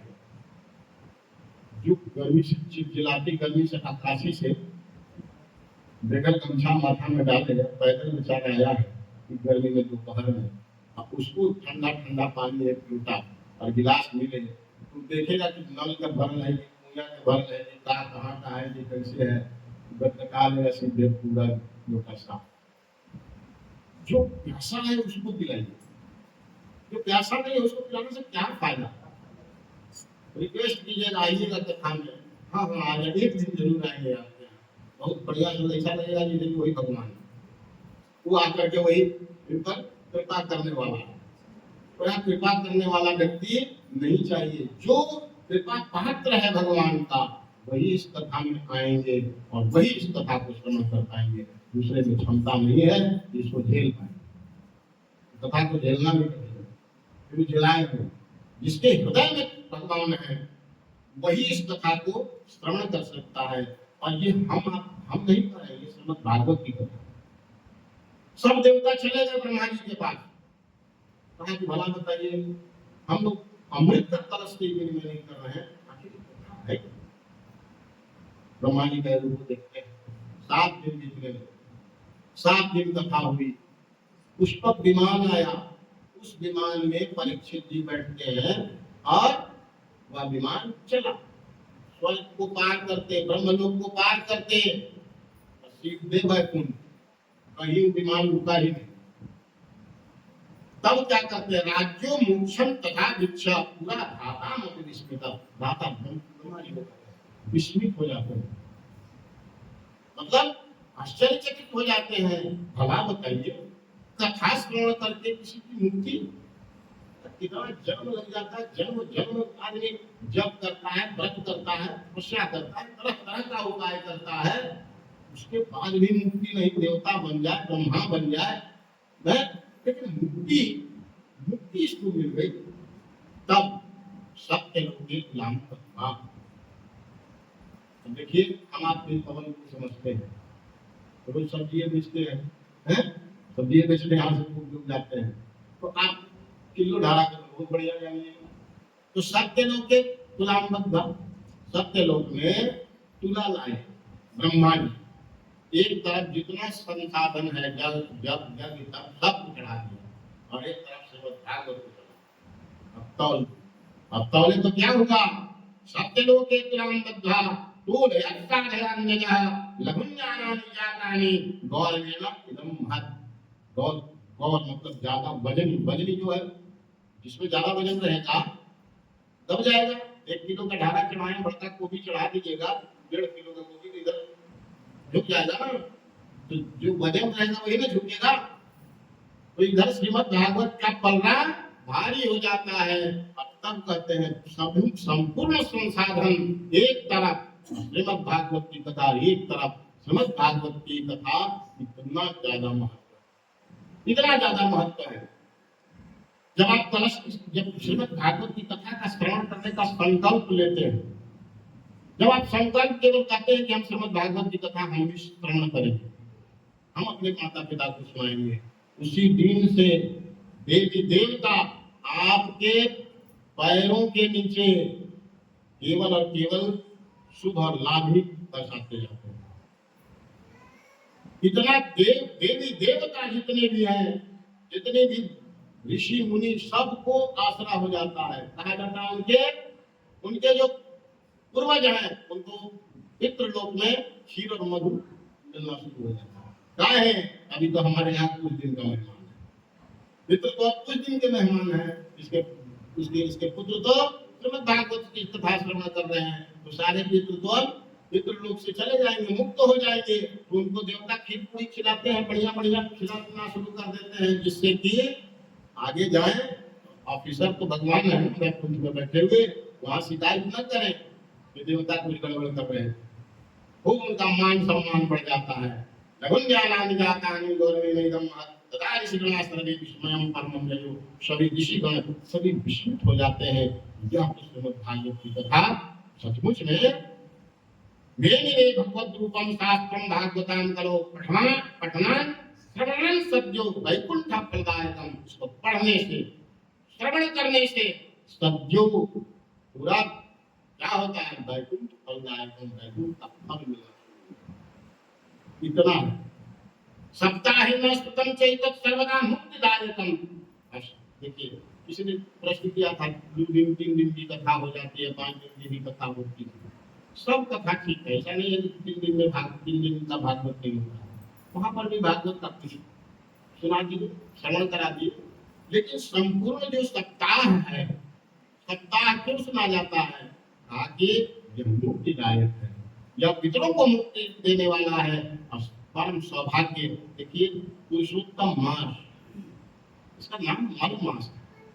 जब यह मास आया, मल मास खराब माना गया। भगवान का इसको हम अपना नाम देते हैं पुरुषोत्तम। भगवान स्वयं कहें मेरा महीना है, बाकी महीना जिसको जिसको लेना है ले लो। ये जो पुरुषोत्तम है के साथ में आएगा, वो मैं साक्षात मैं रहूंगा। और इस महीने में श्रीमद् भागवत कथा श्रवण करने का फल कई गुना बढ़ जाता है। और यह मुक्तिदायक है। सप्ताह 7 दिन की कथा अगर हम श्रवण करते हैं तो यह पितरों को मुक्ति देने वाला है। सनकादिक पुराणोक्तम नारदाय दया करे, यह दया करके देवी देवताओं द्वारा हम लोगों को प्राप्त है। परीक्षित तो माध्यम थे। अगर परीक्षित उस दिन सुधा पी लेते, अमृत पी लेते और स्वर्ग ये हो जाते, तो हमको और आपको भागवत मिलता? मिल भी नहीं करता। कहां से मिलता? वो तो सुखदेव जी देख कहते हैं, परीक्षित नहीं श्रवण करते तो हम तक यह कथा मिलती कहां? तो आज हम लोगों का भी परम सौभाग्य है। देखिए, परीक्षित जी ही कथा श्रवण करके हम और आपको भी कृत्य कर दिए। यह ऐसी कथा है। यद्यपि ब्रह्म संबंधान मृत में तत् सुरक्षणा सप्ताह श्रवणादि कुमारेश्वर भाजता। मेन सप्ताह जो श्रवण है, यह तो सनत कुमारों के द्वारा कहा गया है, उसको आप श्रवण कीजिए। समय अब 10 बजने वाला है और महात्मा की कथा भी हम लोग नहीं पहुंचे हैं। अभी तो केवल इसका इंट्रोडक्शन हो रहा है। ये श्रीमद् भागवत है, इसका इंट्रो हो रहा है। आगे हम लोग अब महात्मा की ही कथा में आते हैं। सौनक बताते हैं, यह जो सप्ताह की कथा है, सबसे प्रथम में अगर सबसे कहा जाए तो सौनक का जो सनकादिक ऋषि हैं उनके द्वारा यह कहा गया है। कब कहा गया है? तो कहा एक समय की बात है। एक समय की बात है, नारद जी इस पृथ्वी लोक को बहुत सुंदर जान करके यहाँ पर भ्रमण करने आए। क्यों सुंदर जाने लगे? भगवान जितने भी अवतार लिए हैं इसी भारतवर्ष में अवतार, इसी भारतवर्ष में अवतार लिए हैं। तो यहाँ पर भ्रमण करने का आखिर ऐसा क्या है भारतवर्ष में, और यहाँ भ्रमण करने निकले। कलयुग आ चुका है, कलयुग आ चुका। कलयुग में भ्रमण कर रहे हैं। कहाँ कहाँ घूमा? कहा अहम तो पृथ्वी जातो ज्ञात्वा सर्वोत्तमामिति पुष्करम च प्रयागम च काशीं गोदावरीं तथा। पुष्कर गए, प्रयाग गए, काशी गए, गोदावरी गए, हरिक्षेत्रम कुरुक्षेत्रम श्रीरंगम सेतुबंधनम। कहा जाता है ना, देखिए श्रीमद् भागवत में आपको सेतुबंधन राम सेतु जो है उसका वर्णन कहाँ है? रामचरितमानस है, उसमें श्रीमद् भागवत में भी यहाँ देखिए सेतु बंधन बंधन श्रीमद् भागवत में भी है, कई जगह से दिया गया। एक समय ऐसा नहीं आया था कि वहां पर बीच से पानी जहाज चलेगा, कोई शंकराचार्य सारी सब जितने भी थे, कहाँ भागवत में लिखा है, कहाँ रामचरितमानस में लिखा हुआ है, वाल्मीकि रामायण में सबको इकट्ठा करके और तब सरकार को भेजा गया, तब जाकर के उस सेतु बंध को तोड़ने का कार्य बंद हुआ। और नहीं तो वहीं से कहा कि हवाई पानी जहाज वहीं से चलाएंगे, तो श्रीलंका से घूम करके हम जाए। सेतु बंध जो हमारे राम जी द्वारा बनाया गया, नासा भी आज मानता है कि वह मनुष्य निर्मित 17 लाख पूर्व वह बना है। और हमारा विज्ञान हमारा कथा भी बोलता है कि वह भगवान के द्वारा बनाया गया है। तो घूम रहे हैं नारद जी, और घूमते घूमते कहीं भी शांति कहीं नहीं देखी। पत्थरों में गए, न संत किसी को शांति है, किसी के पास शांति नहीं है। पहुंचते कहा कि अब चलते हैं वृंदावन। भगवान जहाँ श्री कृष्ण साक्षात हुए वहां पर पहुंच जाते हैं, और वहां क्या देखते हैं, वृंदावन के किनारे, वृंदावन में जब आते हैं और वहां पर वृंदावन का मनमोहक दृश्य, सामने जमुना बह रही है, भगवान का तो वहां गण में वास है, भक्ति तो वहां नृत्य करती है। भगवान का ध्यान करते हुए आगे बढ़ते हैं, देखते हैं एक युवती है बैठी हुई है, सुंदर युवती बैठी हुई है, सामने 3 बूढ़े व्यक्ति वहां पर सोए, 3 बूढ़े व्यक्ति वहां सोए हुए। अब वह और बहुत सारी नवयुवती स्त्रियां, उनको ये जो नवयुवती स्त्री है उसको पंखा भेज नारद जी देखे भाई स्त्री की सभा में, कहा कि देखिए स्त्री की सभा में नहीं जाना चाहिए पुरुष, कहा नहीं जाना चाहिए। तो पुरुष को स्त्रियों का जब सभा हो रहा है, 4 स्त्रियां बात कर रही हैं, तो वहां एक पैक नहीं चले जाना चाहिए, ये शास्त्र विरुद्ध है, नीति विरुद्ध है, वहां नहीं जाना चाहिए। अब नारद जी को कौतूहल तो हो रहा है, लेकिन क्या बात है भाई, 3 बूढ़े व्यक्ति सोए हुए हैं, एक नवयुवती स्त्री वहां बैठी हुई है, बड़ी चिंता मग्न है, बाकी बहुत सारी नवयुवती स्त्रियां पंखा दे रही है। नारद जी चलने लग गए, ध्यान तो ये है। तब पीछे से आवाज आने लगता है, नारद जी जब आगे बढ़ जाते हैं, वो साधु क्षण, ये साधु के लिए साधु किसको कहते हैं, जिसको देखने मात्र से शांति मिले, आनंद आ जाए, ऐसा साधु। वो साधु क्षण तिष्ठा, थोड़े देर रुक जाइए, ये साधु मम चिंता मपि नाशय, मेरी चिंता का नाश कीजिए।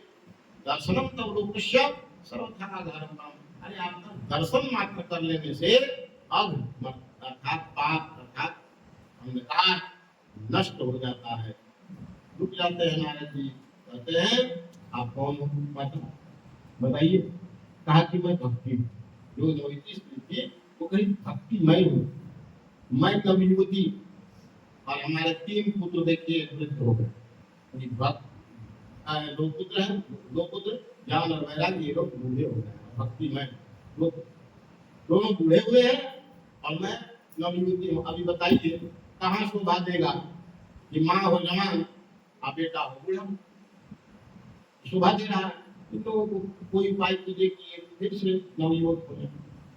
नारद जी कहे भला बताइए, आप भक्ति माता है, आप भक्ति माता है, हे माता, आपका तो केवल अगर कोई साध लेवे तो फिर जाति नहीं देखते हैं भगवान, जिसके हम उसी के यहाँ जन्म ले लेते हैं।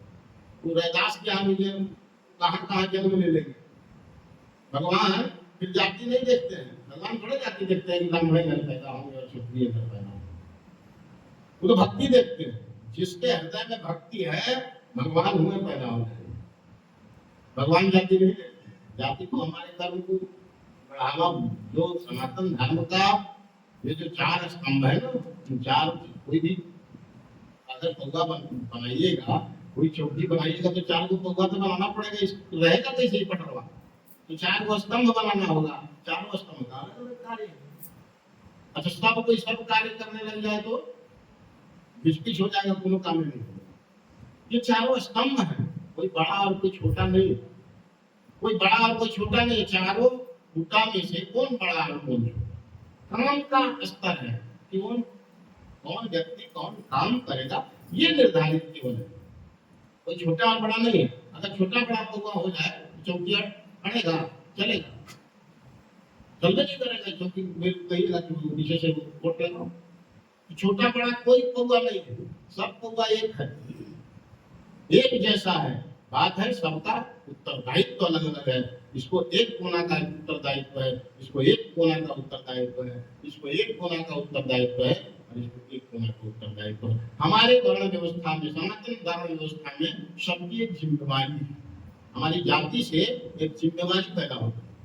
हमको संसार को, हमारे समाज को, मेरी जाति का अगर मेरे मान लीजिए हम दे दी, कोई दे दी है, तो हम समाज में तेल का कमी नहीं होने देंगे, न तो इसको कभी हम गड़बड़ होने देंगे कि इसमें फिर मिलावट हो, ये हो, वो हो, कोई काम नहीं। तो उसको चूड़ा मैं फलाना, मतलब ये जिम्मेवारी है। ये जो जाति है जिम्मेवारी है, न कि छोटा और बड़ा है। ये नहीं है कि बड़ा और छोटा करो। हमारी ब्राह्मण है, हमारी जिम्मेवारी है कि हमारे क्षेत्र में कोई अगर पूजा कराना चाहता है तो उसकी हम पूजा कराएं। हम ये एक सम्मान है कि हम इसको प्रणाम करें। ऑटोमेटिक है कि कोई पूजा करा रहा है उसको प्रणाम करना है। एक शास्त्र में जो निर्धारित वचन है उसको पूरा करना हमको, जो भगवान के द्वारा वचन दिया गया है उसको हमको पूरा करना है। सनातन धर्म में ऐसी का फायदा राजनीतिक के ले लेते हैं। किसी को सूत्र करके दिमाग उसका काट देते हैं, अब उसको लगता है अपने परिवार में ही 4-6 व्यक्ति अगर 4 भाई है, एक कोई बाहरी आदमी बोलते कि बड़कुआ को तो बहुत मानते हैं, तुमने पापा तुम छोटा को देखो वो उससे कभी नहीं, अब लेके बारे में बोलेगा। अरे भाई पिता को कौन बेटा और कौन बेटे को खराब है, 4 को बेटा 4 को पसंद है, और झगड़ा लगवाने चाहिएगा तो बाप बेटा में लगवा दीजिएगा। तो वैसे ही सनातन धर्म की 4 पिलर है। अब पिलर में अगर आघात, ये राजनेता आदि क्या करते हैं, एक पिलर को करके और अपना केवल अपना गोटी से करते हैं। लेकिन हम आपको ये समझना चाहिए अगर चौकी को रखना है तो एक को छोटा एक को बंद नहीं किया जा सकता, एक समान रखना पड़ेगा। तो भक्ति किसी का, भक्ति किसके हृदय में आ जाए ये कहा नहीं जा सकता। 4 वर्ण भगवान वर्ण नहीं देखते हैं, कहीं भी पैदा हो वर्ण नहीं देखेंगे। अब इसका मान लीजिए चौकी का मालिक है, वो इधर सूते कि उधर सूते कि उधर सूते, बड़े घुमाओ है, खाली कहेगा कि नहीं यही को जगह सूतेंगे, यही जगह बैठेंगे। आपके यहाँ चौकी पलंग है तो तिजोरी थोड़े एक ही जगह जाकर बैठिएगा, आपको जहाँ मन करे वही बैठिए, कभी कुंभा में बैठ जाइए, आपका मर्जी है। वैसे ही भगवान की मर्जी है, कहाँ पैदा होंगे उनकी मर्जी है, और ये मर्जी कौन देता है? भक्ति। भक्ति जिसके आ जाएगी वही उत्पन्न हो जाएगी। तो नारद जी समझा रहे हैं, देखिए आपकी भक्ति है, अब जहाँ चाहिएगा वहीं भगवान पैदा हो जाएंगे। हाँ सब कुछ ठीक है, लेकिन अब ज्ञान और वैराग्य 2 मेरे पुत्र हैं, दोनों बूढ़े हो गए, इनका कुछ उपाय कीजिए। हम भक्ति दीक्षाता कि मोह में तनयो सुतो ज्ञान वैराग्य मानानो काल युगे न जर्जरो गंगाद्या सरतश्चेमा मत्सेवार्था समागता। ये कितनी भी युवतियां देख रहे हैं हमको जो सेवा कर रही हैं, कि गंगा जमुना सरस्वती आदि नदियां मूर्त रूप में होकर के मेरी सेवा करती हैं। भक्ति को प्रगाढ़ कौन करता है? भक्ति को प्रगाढ़ कौन करता है? इन्हीं पवित्र नदियां। अभी देखिए प्रयाग में कुंभ लगा था तो कैसे कैसे सबका एक कहानी, कैसे लोग गया है, उतनी भीड़। तो भक्ति को प्रगाढ़ कौन किया? गंगा जमुना सरस्वती तीनों का संगम है वहां, तीनों नदियां हैं। और भक्ति पूरे भारतवर्ष का, पूरा विश्व से वहां व्यक्ति गया, भक्ति से न गया। माता भक्ति की ही कृपा हुई ना कि सब गए। तो भक्ति को कौन पोषित कर रहा है? गंगा जमुना सरस्वती आदि पवित्र नदियां। कभी कहाँ जा रहे हैं, कभी कहाँ जा रहे हैं, इस नदी में स्नान किए। भक्ति, सभी नदियां भक्ति को, मानो भक्ति को सभी पंखा झेल रही है, ये भाव है। भक्ति ज्ञान वैराग्य तो मनुष्य थोड़े, कोई मनुष्य देह थोड़े है कि सब कोई देख लेगा ये नारद जी का हृदय है। नारद जी की दृष्टि है ज्ञान, वैराग्य, भक्ति, ये जो भावना है ना, भावना है ना, ज्ञान क्या है? भावना है, भक्ति भावना है। भावना तो मूल रूप मन है, मन जैसा है, भावना है। उन भावना को देखने की क्षमता कब आएगी? जब नारद जैसी दृष्टि होगी। और नारद की दृष्टि क्या होती है? साधु की दृष्टि होती है। साधु की दृष्टि कैसी होनी चाहिए? सब समभाव देखे और उसको संसार का क्लेश हृदय में आ जाए, समझ में आवे। कोई अगर दुखी है तब उसका मन भी दुखी हो जाता है, ऐसा व्यक्ति होगा। नारद का जब दृष्टि आएगा तब भक्ति, ज्ञान और वैराग्य मूर्त रूप में दिखेंगे। नहीं तो ये तो भावना प्रधान है। भक्ति किसी के हृदय में है तो कोई स्त्री थोड़े बैठा है, तो दूसरी स्त्री मार बता देती भाई ये सौतन कहाँ से आ गई। तो भावना है, लेकिन ये भावना किसको दिखेगी? हमको और आपको थोड़े दिखेगी। ये नारद जैसी दृष्टि होनी चाहिए। और तब नारद जी कहते कोई बात नहीं, अगर ये लोग भूल गए तो हम बताते हैं। गीता पाठ करते हैं, वेद का पाठ करते हैं, खूब किए। थोड़ा देर तो लोग उठ के बैठे ज्ञान और वैराग्य, फिर सुने। खूब पाठ करें, तब तक पाठ करते समय तो ये उठ के बैठ जाए। फिर महाराज जी का बाहर बाहर इतना कर रहे हैं, वेद गीता पाठ है, नहीं वेद पाठ कर रहा हूँ, गीता पाठ कर रहा हूँ, अब क्या उपाय है भाई? वेद से ऊपर कुछ है ही नहीं। और वेदों का सार गीता को कहा जाता है, गीता भी पढ़ दिए भाई। लोग जवान में तो ही नहीं रहे, लोग बुढ़े रहते हैं, क्या करें? अब वहां से चले नारद जी और डंका बज गया कि नारद जी खोज रहे हैं ज्ञान और वैराग्य कैसे जमान हो। अब जितने ऋषि मुनि थे सब हाथ जोड़े कहे कि नारद से जब संभव नहीं तो हम लोग कौन हम लोग से क्या होगा? तो जो ऋषि अपना इज्जत बचाना चाह रहे थे, चेला भी बहुत सारा होता है, तो सब चेला में जान जाए कि हम नहीं जानते हैं, तो ऋषि जी मौन हो गए। कोई गुफा में घुस गए, नारद जी से भेटे न हो, इधर उधर सब ये हो गया। नारद जी इसी क्रम में पहुंच गए बद्रिकाश्रम। और बद्रिकाश्रम में वहां पर सनक, सनंदन, सनातन और सनत कुमारी 5 वर्ष के सभी बच्चे जैसे दिखते हैं, सबके पूर्वज हैं, हम आपके पूर्वज हैं। सनत, सनंदन, सनातन और सनत कुमार, ये 4 भैया। और इन लोगों का काम क्या है? एक व्यक्ति कथा कहता है, 3 व्यक्ति बैठे रहते हैं। देखे वहां नारद जी को और कहा आप यहाँ क्या करने इतना व्यग्र होकर के क्यों घूम रहे हैं? तब नारद जी बताते हैं ये भक्ति, ज्ञान और वैराग्य का दुख कैसे दूर होगा, इसको बताइए बताइए। कहा कि आप तो तुरंत कर सकते हैं उपाय। आपने क्या क्या किया? कहा कि वेद पाठ की, गीता पाठ है, गीता का ही पाठ किया। कहा एक बात बताइए, आप तो वही हाल है अभी बताए थे ना कि दूध से दिया जलाने का काम कर रहे हैं, दूध से दिया जलाने का काम कर रहे थे जो कभी जलेगा नहीं। वेद तो वेद है ही, वेद का जो सार है वह श्रीमद् भागवत है। क्या आपने श्रीमद् भागवत सुनाया? आने गीता पाठ तो सुनाया। अगर टीवी हो जाता है तो अभी हमारी जगह जहाँ श्रीमद् भागवत की कथा होने लगती है तो वहाँ प्रचार का किया जाता है श्रीमद् भगवत गीता का कथा होने जा रहा है। श्रीमद् भगवत गीता महाभारत से लिया गया है हिंदू पर्व से। 18 उसमें अध्याय, 700 श्लोक, 700 श्लोक है, 18 अध्याय। ये गीता महाभारत से दी गई और ये श्रीमद् भागवत महापुराण 18,000 श्लोक इसमें है। ये 18,000 श्रीमद् भागवत महापुराण है और वो श्रीमद् भगवत गीता है। इन दोनों में भी अंतर जान लीजिए तो कहिए अब लौट के जाइएगा, पूछा जाएगा क्या भगवत गीता का कथा सुन रहे थे, मतलब भगवत गीता होगा श्रीमद् भागवत महापुराण। कई जगह हम सुने, इसीलिए आप लोगों को भी समझाना।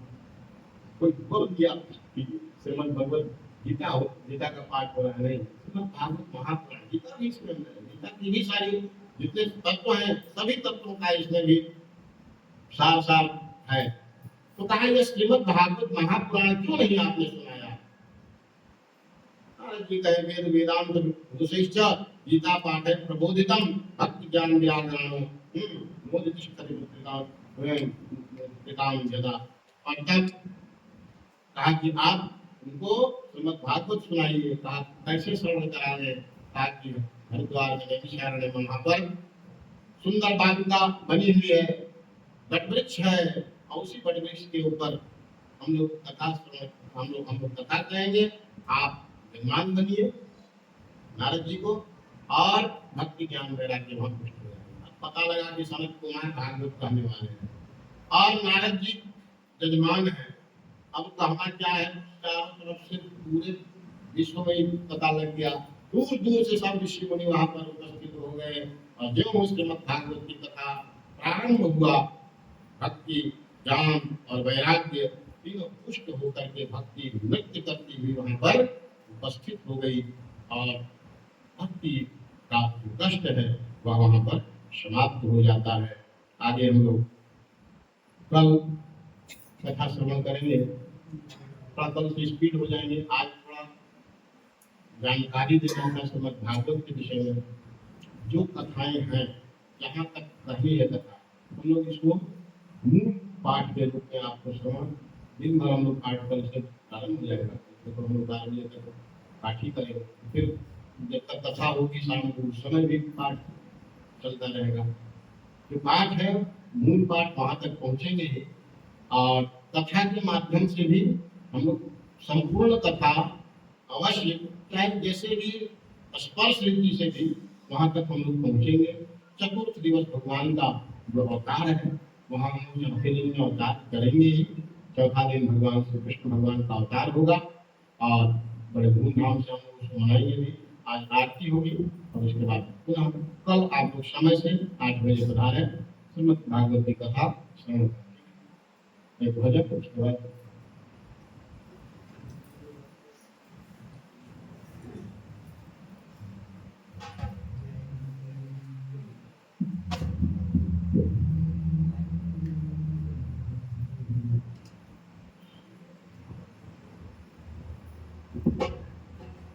नाम तुम्हारा तारनहारा, कब तेरा दर्शन होगा।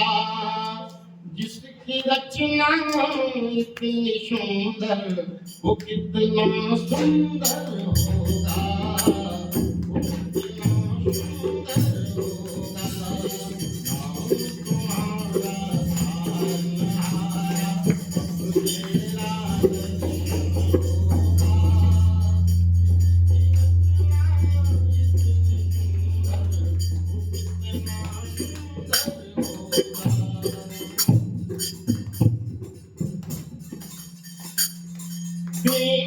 नाम तुम्हारा तारनहारा, कब तेरा दया के सागर, नाम तुम्हारा है।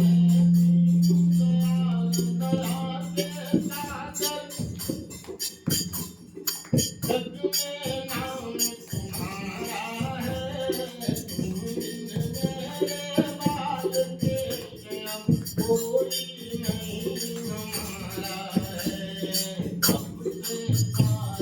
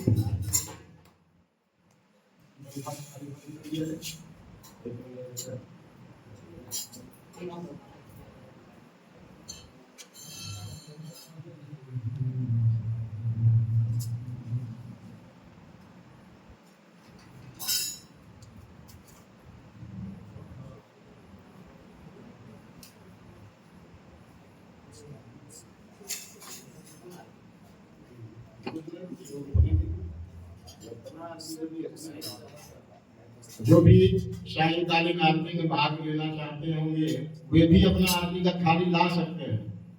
आप स्वयं आरती करना चाहते हैं अगर भगवान भागवत भगवान की आरती, तो सभी कोई ये ला सकते हैं अपनी अपनी थाली लेकर के और आरती भी में भी भाग ले सकते हैं। अगला ये दोनों जना दीजिए।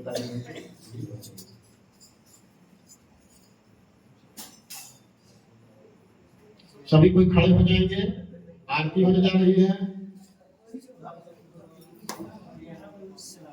ढोलक वाले अब नहीं खड़ा होना, बैठे रहिए, आपको बजाना है। हरि ओम इदकुं हविषि प्रणन्ये अस्तु सवीरकुं सर्वगणकुं सुते आत्मसनि प्रजाशनि पशुसनि लोकसनि भयशनि अग्निः प्रजां बहुनां मे करोत्वन्नं तयोरेतो अस्मासु धत्त।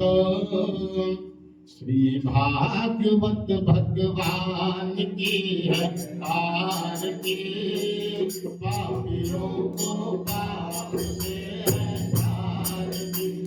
भागवत भगवान की है आरती, पापियों को पाप से आरती। ये अमर ग्रंथ ये मुक्त पंथ ये पंचम वेद निराला है।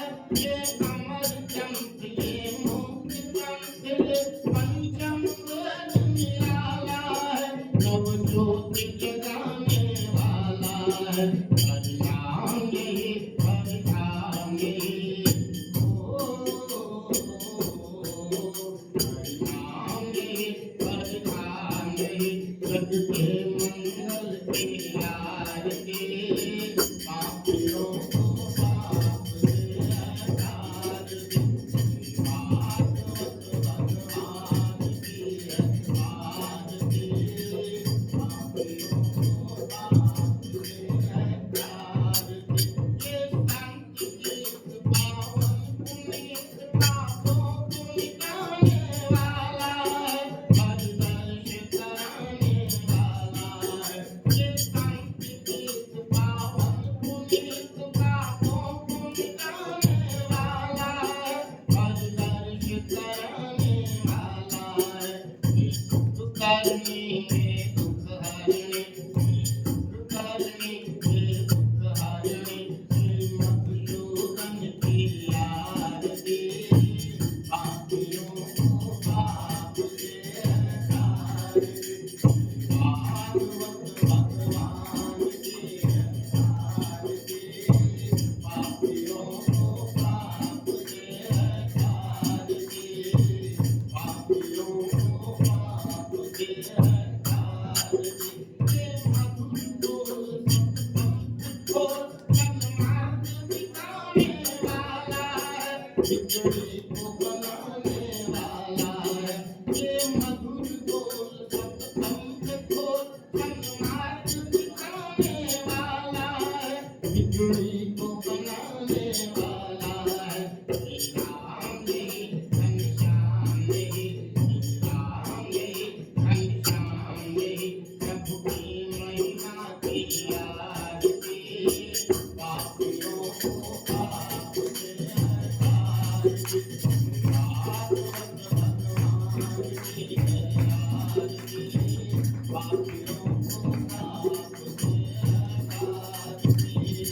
पापियों को पाप से आरती। कर्पूरगौरं करुणावतारं संसारसारं भुजगेन्द्रहारं सदा वसन्तं हृदयारविन्दे भवं भवानी सहितं नमामि। त्वमेव माता जगदा त्वमेव, त्वमेव बन्धो जगदा त्वमेव, त्वमेव विद्या जगदं त्वमेव, त्वमेव सर्वं मम देव देव। पापियों को पाप से आरती, पापियों को पाप से आरती। भागवत भगवान की है आरती, पापियों को पाप से आरती।